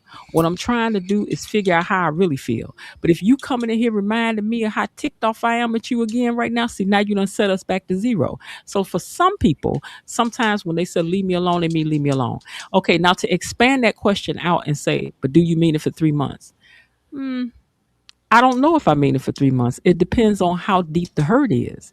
It depends on how angry I am. It depends on how much I got to look at you. It depends on how I'm processing. It depends on a lot of things. I'm not putting a time limit on it, but leave me alone right now. If you tap back in and I say leave me alone again, then I mean it again, leave me alone. I don't want your flowers. I don't want your candy. I want nothing from you. Just leave me alone. Now, what you also need to tell somebody when you tell somebody to leave you alone is that you need to let them know, if I'm done, leave me alone. You need to say, I need some time, leave me alone. You need to say, I'll get back to you when I can talk about leave me alone. I don't know if she did any of that. I'm not saying that's what she had to do, but I'm saying that's really what you need to do when you tell somebody something like leave me alone. It needs to come along with something else with that. Until, because I just don't want it no more, or something. I don't think you can put people in Defending Ted on the sense that she was doing what she gave him the. It's. You said what now? But you guys seem to be defending Ted on the sense that he You was guys are giving not. her. Whatever VAR is talking about is what He VAR is was talking giving about. her. I'm talking about what I'm talking about. I don't know what VAR is talking about. Yes, but you're saying on this sense that she said leave him alone. You're saying the exact same thing, but you said leave him alone. Does that mean you really have to leave her alone? And I she would did think leave so. him Yes, I alone. would think that She if I said tell you let's to leave meet, me alone, and I then he mean leave me chose this alone. other woman, and it caused her problems again. Okay, so Bilo Didi says, let's see. Bilo Didi says, yes, that's what I mean if that's what I asked you to do. And then she says, Elaine, two things can be true. It depends on the person and the circumstances. So that's all I'm saying. Now, here's what I do agree with you on. I think, how you gonna go get into some more foolery in the sense in the midst of us trying to figure something else? Now I'm gonna tell you what I do know about me. Whereas I could have might have forgave you for what you did 20 some years ago. What you just did though, in the midst of how I'm already hurt, we done. We finished. Cause you did it again. So we finished. And you could call me anytime you like. You can call anytime you like now because my mind is made up, sir. Okay, I'm done being mad. We done. I believe This is she done. said that after what happened after she found out that he knew what happened with her son. Mm-hmm. The way And say I that after believe she that's found what out she what said. happened with her or her She said, son. Okay. and I hope you understand that that I'm gonna do what I gotta do in Well, this. cheating ain't never nice. Cheating ain't never got no cute story. Cheating always gonna be an ugly story. I don't care how. I don't care how they did it.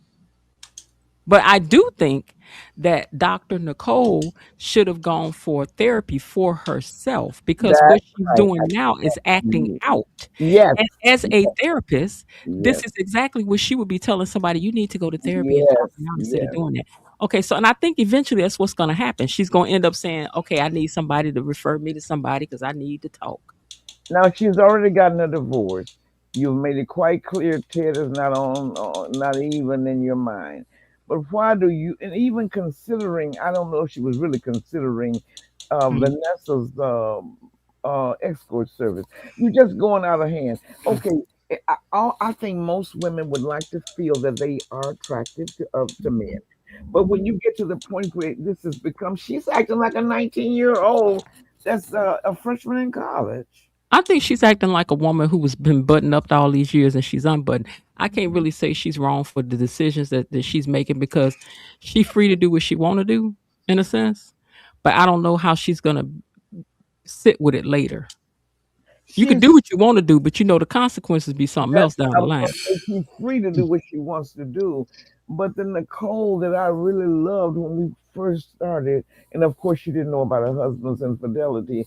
She would have never wanted her daughters to catch her out half naked and knowing that those nasty dances that she's doing, Mhm. that wasn't in Well, now Nicole. she was doing the salsa. Okay. But She's doing the salsa and the sapadada. oh my God. She was But doing the I, itty I dance. feel But this way listen, too. listen. When I said the other day, right? If these folks break up, Ted, Carlton, Shanice, Nicole, Doctor Grayson, it's not Dr. Grayson, Dr. Rollins. All these people gotta walk past each other every day at work, and I think Leah in it too. I think Leah in it too. Call these people. This too much. This too much. Who was Leah? The lady who run the hospital. You know, Oh, she had Lord. Carlton pull Yeah, up to the I side. She think was like, she has you eyes know, on you just making Carlton. a whole clown out of this whole hospital. And I'm Yeah, like, oh, so they got a pass or something. Huh? What you say? Oh, okay. Yeah, so I think they got a pass. Do you think they got a pass, Elaine? The way she had him hemmed up in the corner? No, I think she doesn't like Carlton for some reason. And I Oh. don't know what the reason is, but Mm. maybe it's because he just challenged her in Nicole's office. So I don't think they have a past like that, but I do think she has something against Carlton. Mm. But remember, Anita said maybe during her next chemo, she'll ask Leah to come and sit with her and they could chat about the gossip in the hospital. So Oh. Anita knows the chief of staff Oh. because they contribute to the hospital. So I think she's kind with Oh. Nicole because of all of Uh-huh. the ties that they already have Uh-huh. with the Duprees. So I would just be Mm. careful with that.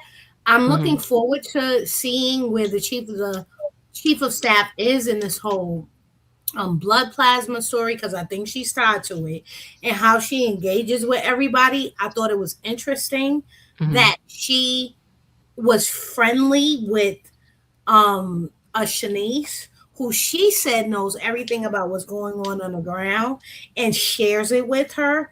And because we always said that about Shanice, that she Mhm. knows everything that's going on because she sits at that Everything. table. If Mhm. she's sharing it with the chief of staff, that's a problem. But so I like the short engagement that we had with her just because she came in as a rebel rouser and is so soapy. Especially for a temporary character, right?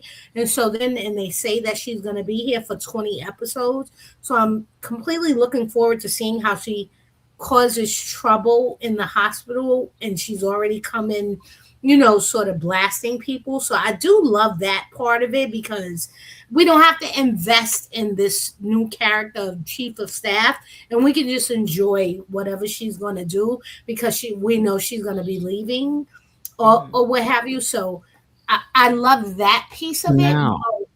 But it was interesting to see how she shook things up with the people who we already were engaged with, right? We already knew about Nicole and Carlton, but she came in and shook that scene up. by saying, "Could you talk to him and do something with him?" And she was like, "What happened? What did you say?" And then she was like, "Oh, I have a problem with Ted and Shanice or whatever, and Carlton, you need to do something about it." And we were like, "What happened?" And he was like, "What happened?" So I love that sort of surprise aspect that she came in with, sort of just jugging everything up on the screen. I love that. Okay, so I have a left field question. Joey and Vanessa seem to be on cloud 9 right now, right? But what comes up must come down. What, if anything, do you see breaking up Vanessa and Joey? Doug. Oh, Doug. Okay. Either finding out the investigation of his death, finding out how involved he was with the death, him coming back to life, or, any of those things can disrupt their relationship. What about the baby boy who's coming back to town? Remember, he already accepted that she could date this guy. Yeah. So they just turned him into a marshmallow. Vanessa cut her kids off for Joey. I was gonna say Joey seemed to not want them kids around though. Do you think that's because he don't want the kids around, or because he fears for their safety? He fears. No, I think he thought that they would be against him being with their mother so soon after the father died. No, he was fine with the kids being around. Deanna is headed back. He was fine with the boy being around. Deanna is headed back, and we don't know nothing about Deanna. But except that is Deanna got problems. headed back? Is she? Yeah, Deanna's headed back. No, Because we thought Deanna was the character that was that turned out to be Anastasia's granddaughter. That's what we thought Deanna would be. Is Deanna really coming back? I think there's a different actress that's supposed to be coming. She said she wanted to bring Danielle, but I don't know if Danielle is really coming. But wasn't Joey fine with her son being there? He offered him a job and everything. Yeah, like, but he wasn't really. That was so that he wouldn't take it and go back to school. It wasn't. Yeah, that's what I'm saying. So if he would have took the job, he would have been around. So Joey really wasn't trying to push the young boy to go to school. Yes, but he knew he wouldn't take the job. It was not real. He knew he wouldn't take the job. He was offering it so that he could say, "Well, look at how good I'm being to your son." I disagree with that. I disagree with that one because he didn't know if he didn't know if the guy was going to take the job or not. But at the end of the day, you know, if Vanessa didn't push for her son to go back to school, you know, he would still be there. And Joey was trying to get him a job. Like, I don't know. And he said I was going to put him in one of my legit businesses. Yep, he did say that. So yes, I don't see where that's. It was all to manipulate him into actually going back to school. You got to look back at those episodes, Var, because it wasn't. One thing that this whole year has taught us is that Joey is the ultimate manipulator. He's the only one that sees all the people in all the ways that they are reacting, and so he even saw Vanessa, that she was needy and that he could overwhelm her and he could love bomb her because she wasn't getting it at home. And so he did that because he was kind to the kid, but he was trying to push the kid out, because even as he was engaging with the kid, he would call her and go, "Could you come and get your kid? Could you come over here and get your kid?" Remember that was like, I don't know, his situations with the kid and everything. He was trying to be respectful. He fell back. He was letting her have her time. He didn't want to overwhelm her son. He wasn't trying to, I don't think, do anything to mess that up. And I don't know. I guess it's difference of opinion in how we perceive it, but I just perceive it a little different than you on that one. Right.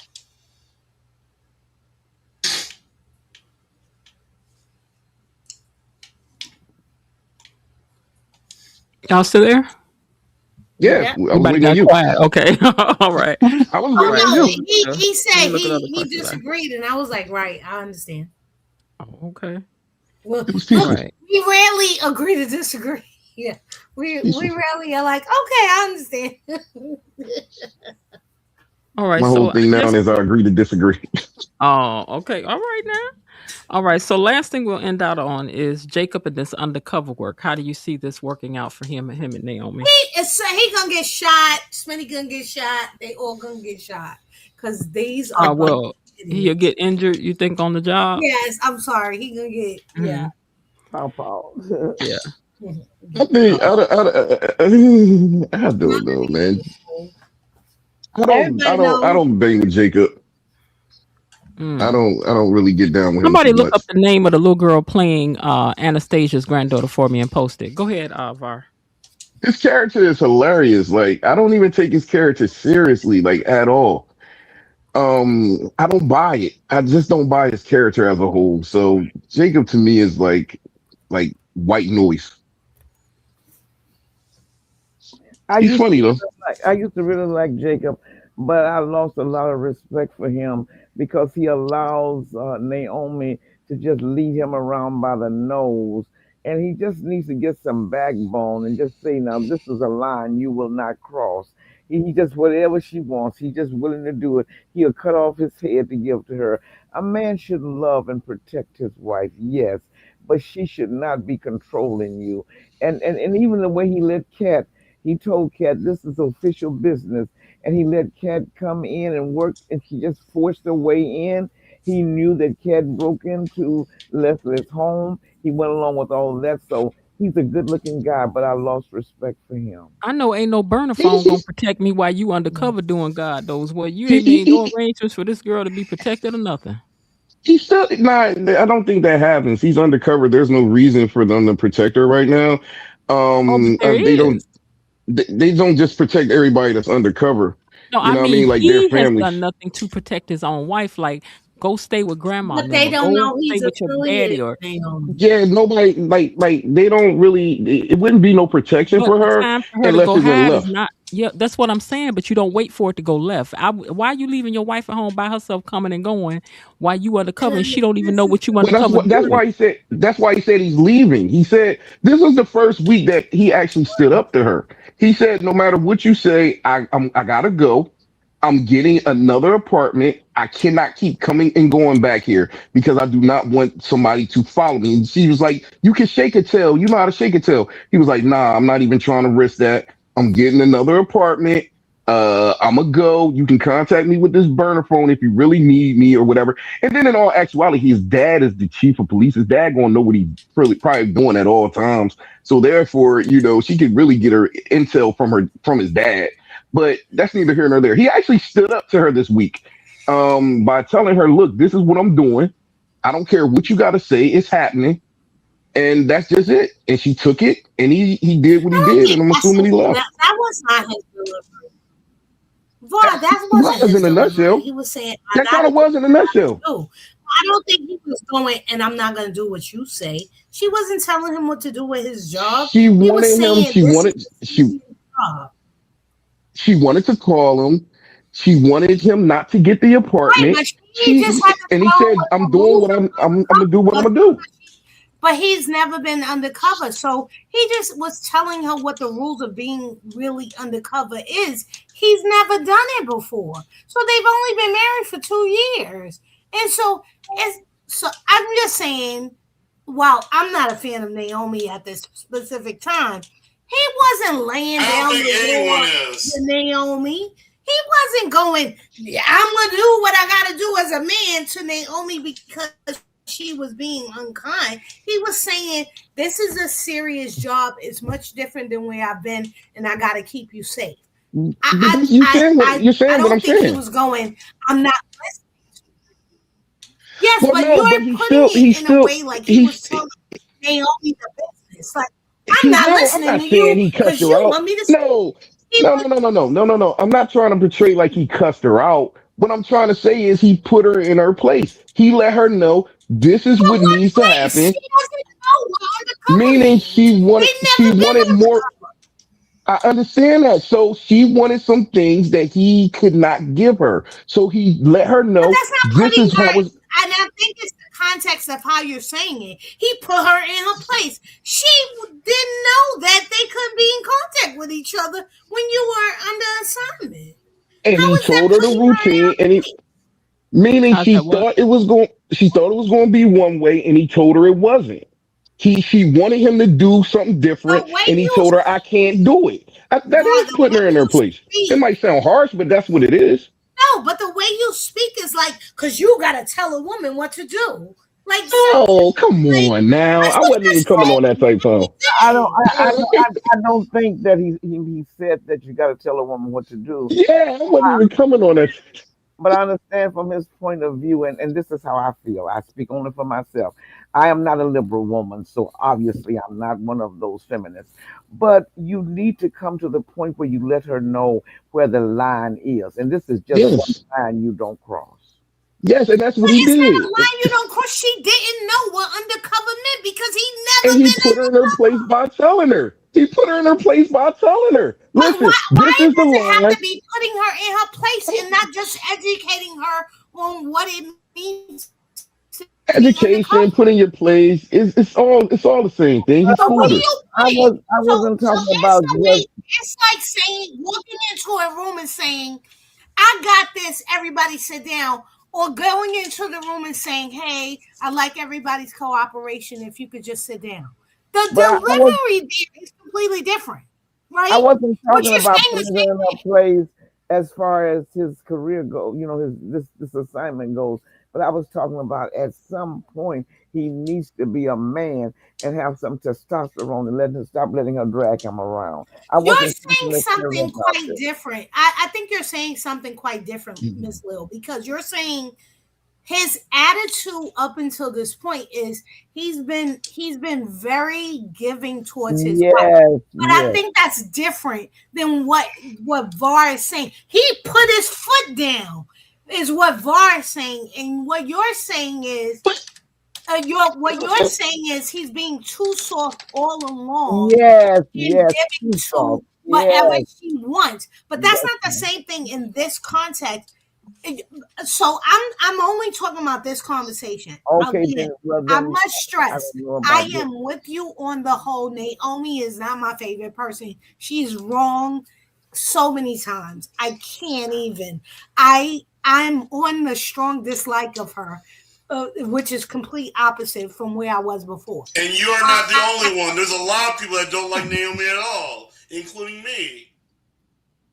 Absolutely. So I don't, and I hate that I'm defending her, but the tone that you're using for right now is saying he told her and he gave it to her like because No, see, you're she reading deserved more. it at the You're point. reading more. You're reading more into You're what I using the said than what it was. terminology so I can read I it. said no, but when I say put her in her place, he let her know what was what and what was going down. Just because you put somebody in a place, it don't have to always be a strong arm.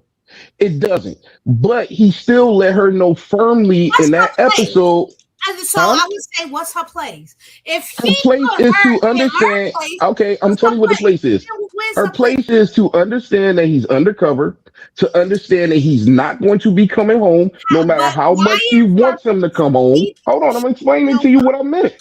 Her she place didn't is know to. what I that mean, meant. mm, go ahead, She didn't know go what ahead. that meant. She So didn't know why what is what it her meant.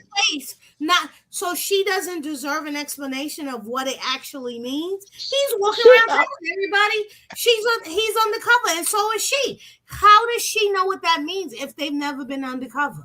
and he told her what it meant, and I Oh, said he put her in her place. exactly. It's the terminology that you're Yeah, using. he told her what it meant. That's putting her in her place. Listen, you cannot.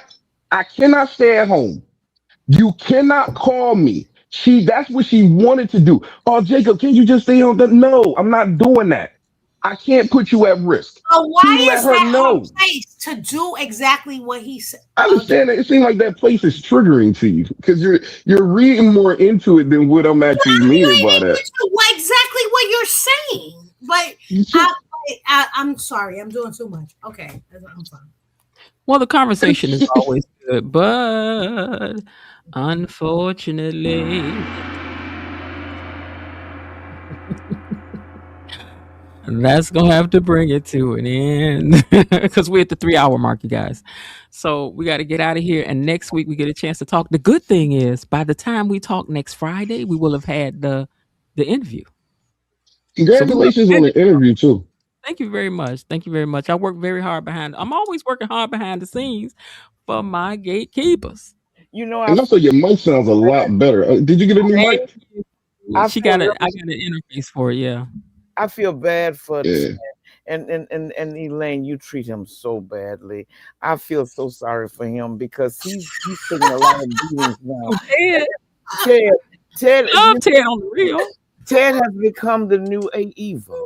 I mean, Oh, Erica Vane comes on cursing. I hate him. I hate him. I don't want him with Shanice. Oh, and now Elaine has made it quite clear how she feels about him. Y'all know I love Ted now. sorry, Miss Miss Erica Lou. feel the way she feel over there. That's, she doing her things over there. I I like like Ted now. Huh? but I like Ted now. He's cool. he is. Yeah, I know he's a weak man. I don't take that up. I don't pretend I don't see that, but I have to see the good in him too. I like, and actually, if you really want to know, really the best type of man is to have some softness as well as some backbone. Because if you just have a man that's all muscles, it wouldn't be any fun to be with. He's not kind. He's not soft. He's not gentle. But I think Ted needs to take a little bit more authority. But I hate to see people dog him, so he's become the new Eva. Now, Bilo Didi says Var's vernacular comes from a patriarchal point of view. Sometimes that comes off as chauvinistic, but we know that it's not. That's just how he talks. Okay, time out, Elaine. Let Var finish making his No, point. I think he's right though. The character is not the The actor. pieces that are Elaine, no, it's not the actor. The character and the actor are different because she loves Ted real life. Because Ted, Keith is a great singer. If you guys don't know, he's done Yes. so much stuff. Just interesting. If you should follow his Instagram page. Like right now, he's posting all these different short stories about stuff that's happened in his life that's so interesting. He's a talker, What so I'm is looking what forward to is talking to him. his, what is his name? What is his address Keith on Robinson. Keith Robinson? Okay. Yeah, let me take a look over there for you. If you Google search his name, all of his stuff will come up, including his videos, his music, because he actually has a song that he dedicated to Leslie and him as well, but it didn't get as much of a spin as the song that he dedicated to him and Nicole, which is Forever Babe. I don't even Which one did the he title of dedicate? it. Yeah, so Okay, his page on Instagram is called he Keith engaged. Sings. Keith What Sings. Keith? Like Sings. singing. Keith Sings. Oh, SINGS. okay, Keith Sings. Okay. Right. And so his name is Keith D. Robinson. If you see it, and then there's a picture of him. Hold on. In fact, this picture of him is on his profile page. That picture is on his profile page. Keith Sings. Yeah, Keith Sings is the name of his Instagram page. But he's posting a lot of different stories and stuff that are just really interesting. Yeah, I saw that post about Denzel. I got to go back and listen to that again. I thought it was interesting. But anyway, I thank you guys for. Let me take this picture down because sometimes I can't see around it. Hold on, picture, come on down. All right, so I'm gonna start on this end tonight. All right, Var, thank you so much for coming up as always, and hopefully we'll see you next Friday. No problem. Have a good one. All right, say hi to Mrs. Var. Absolutely. All right. And Miss Lil, thank you so much for coming up. I hope you see you next Friday as well. Thank you for having me. Good night. You're welcome. And E Daddy, thank you for coming up, and I hope to see you next Friday. Yep, thank you. And Missy Lane, thank you so much. All of you mods are wonderful. I'm gonna take this time to thank you very much for everything that you do down in that chat behind. I love you guys so much. I love Miss the after Lil. I show. love Daddy, and I love just always so supportive. I think I have some of the best mods in the whole wide world. Okay. So I thank you guys so much. And even for you, when you come up here and give your passionate remarks about things, I enjoy it. So always come up when you got some. So after we do this interview now, I'm expecting to see you up here next Friday because we're going to have plenty to talk about. You know I'm not going to come up for another month. You is all good. I enjoy watching everybody else. Anytime. And thank you for being the first person to put that super sticker. You kicked it off before we even got on the air. So thank you so much for that. Of course. All right. Have a great night. Good night. All right, gatekeepers. Woo, cha. What a Friday night. We went long tonight. Yes, we did. But when the conversation is rich, when the dialogue is respectful but passionate, when the viewpoints are layered and grown, you let it breathe. And tonight it was worth every minute. First, let's give a rousing standing ovation and thank you to tonight's sponsors. Check it. Check it. Check it out. Check it out.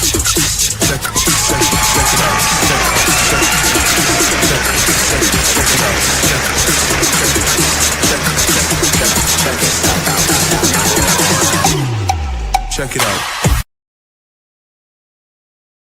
Coming in later on was Miss Cynthia Willoughby. She also was one of our sponsors for tonight. So thank you, Cynthia.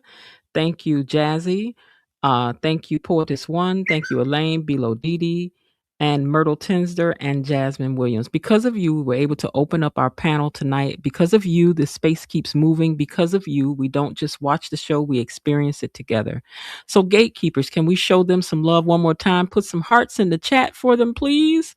Thank them for making tonight possible for us to get up here and do what we did. Let me send up my hearts too. Put some hearts in the chat for them, please. Put some hearts in the chat. Send some hearts, send some hearts, send some hearts. Thank you for that.